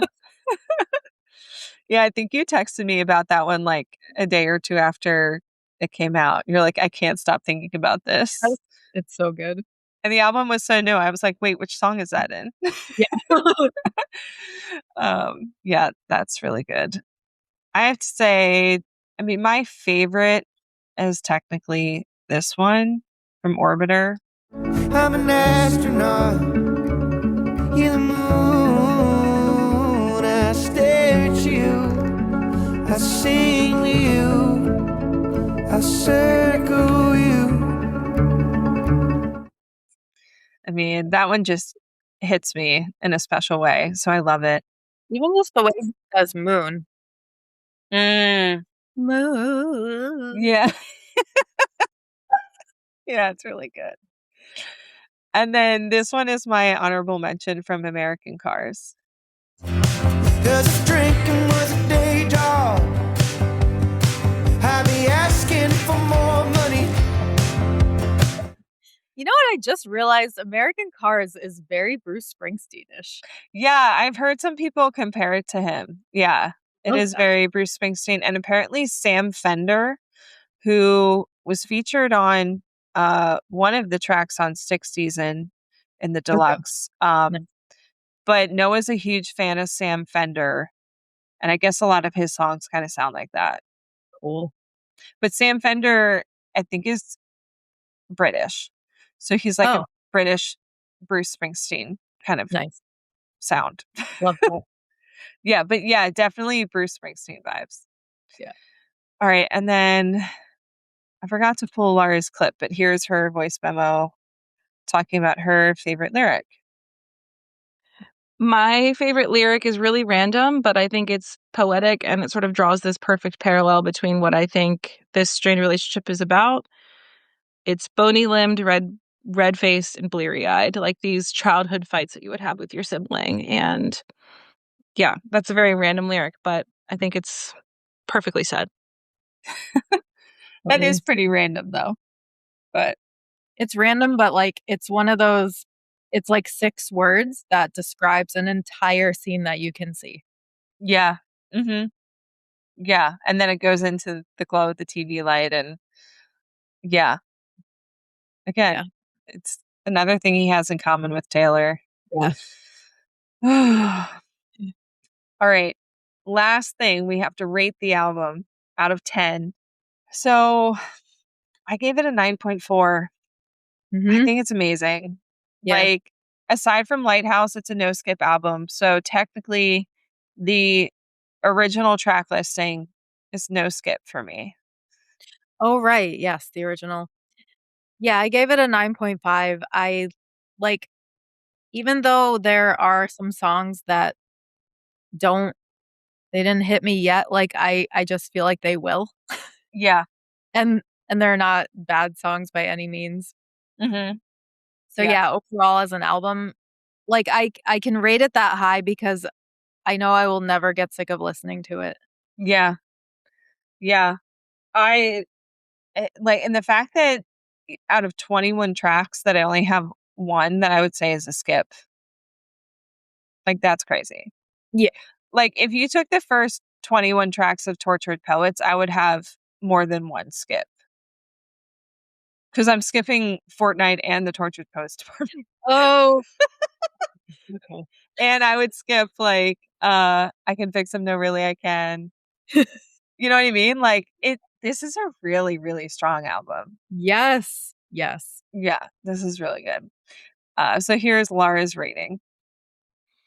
Overall, I'm giving this album a 9.4, baby. I really enjoy it. It's been the soundtrack of my last few weeks. I know it'll be special when I look back on this time. So, yeah. Steph and Sarah, I hope you have fun recording the podcast, and I can't wait to hear it. Uh-oh. Yeah. Yeah, so Lara has definitely been listening when she gets moments amidst trying to get her child to sleep. Yeah, I could definitely see this album as like a rocking a baby. Yeah. Especially like Orbiter. Mm-hmm. Yeah. I know I like sent her a TikTok early on where someone, before we all kind of figured out it was about his mom, there was an early TikTok of someone like holding her baby to like that lyric that I love. Mhm. And I sent it to Lara and she's like, well, now I'm crying. Yeah. Like, yeah, I figured that would get you. Yeah. Oh my gosh. Yeah. Oh my gosh. Well, Steph, congrats on being on the longest episode of this podcast we've ever done. Wow. Am I honored? Am I talking too much? I don't know. No, you're not talking too much. I knew this was going to be long when I was working on the doc for this. I was like, oh, I hope Steph is prepared. Um, but I know you love to chat about this stuff. So I'm really grateful that you got on here and talked with me about it since Lara Anytime. is still unavailable. Yeah, she needs her. She needs every waking moment to Yeah. focus on other things. Yeah. So, yeah. So, hopefully, if you were not a Noah Kahan fan before this episode, I hope we convinced you to like really dive in, give him some time, you know, investigate these lyrics, tell us what running car versus a closed garage might mean in the context of that song, you know, because we need some help. Also, let me see. It looks like his tour starts June 11th, so like in less than a month. Oh, yeah. Like once tour starts, like we're going to be getting a lot of TikToks and videos and Yeah. that's how I became a Swiftie, was like watching the Eras tour, That's true. social media. Yeah. I feel like he's going to pick up a lot of new fans too. I really hope he does another live album because I don't know what they're going to do at the end of August, but I bet it's going to be amazing. I think a lot of these songs are going to be really good live, like Doors. I mean, he did Doors on SNL. That was Yeah. really fun. Yeah. So Yeah, you and I unfortunately did not win the Great War trying to get tickets to see him. But we might look for like last minute ones, and if we don't sit together, we might just go and just hang out with other Noah Kahan fans, because I think it's like a similar vibe to Swifties. Like they're all like, "Oh, you also have mental health issues. Welcome." Right, exactly. Yes, we all have depression. Right.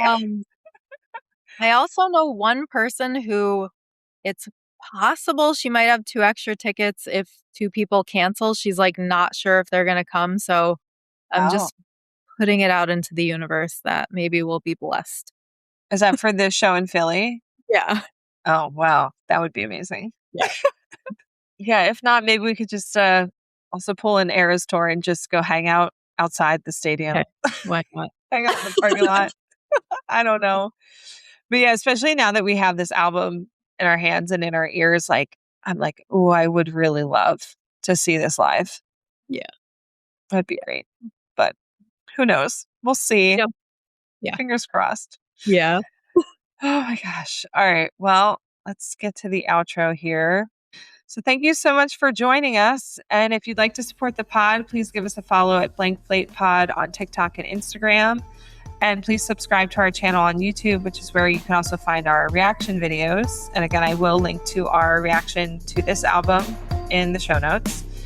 If you'd like to get in touch, please reach out via email at blankplatepod@gmail.com, or you can text us or leave us a voicemail at 717-382-8313. And if you're enchanted by what we're doing here, please consider supporting us on Patreon, which is where we do a monthly bonus episode focusing on Taylor's older songs. And until next time, we had the time of our lives with you, and you know it's time to go. So bye, and thanks again to Stef for joining us. No problem. Bye. Bye.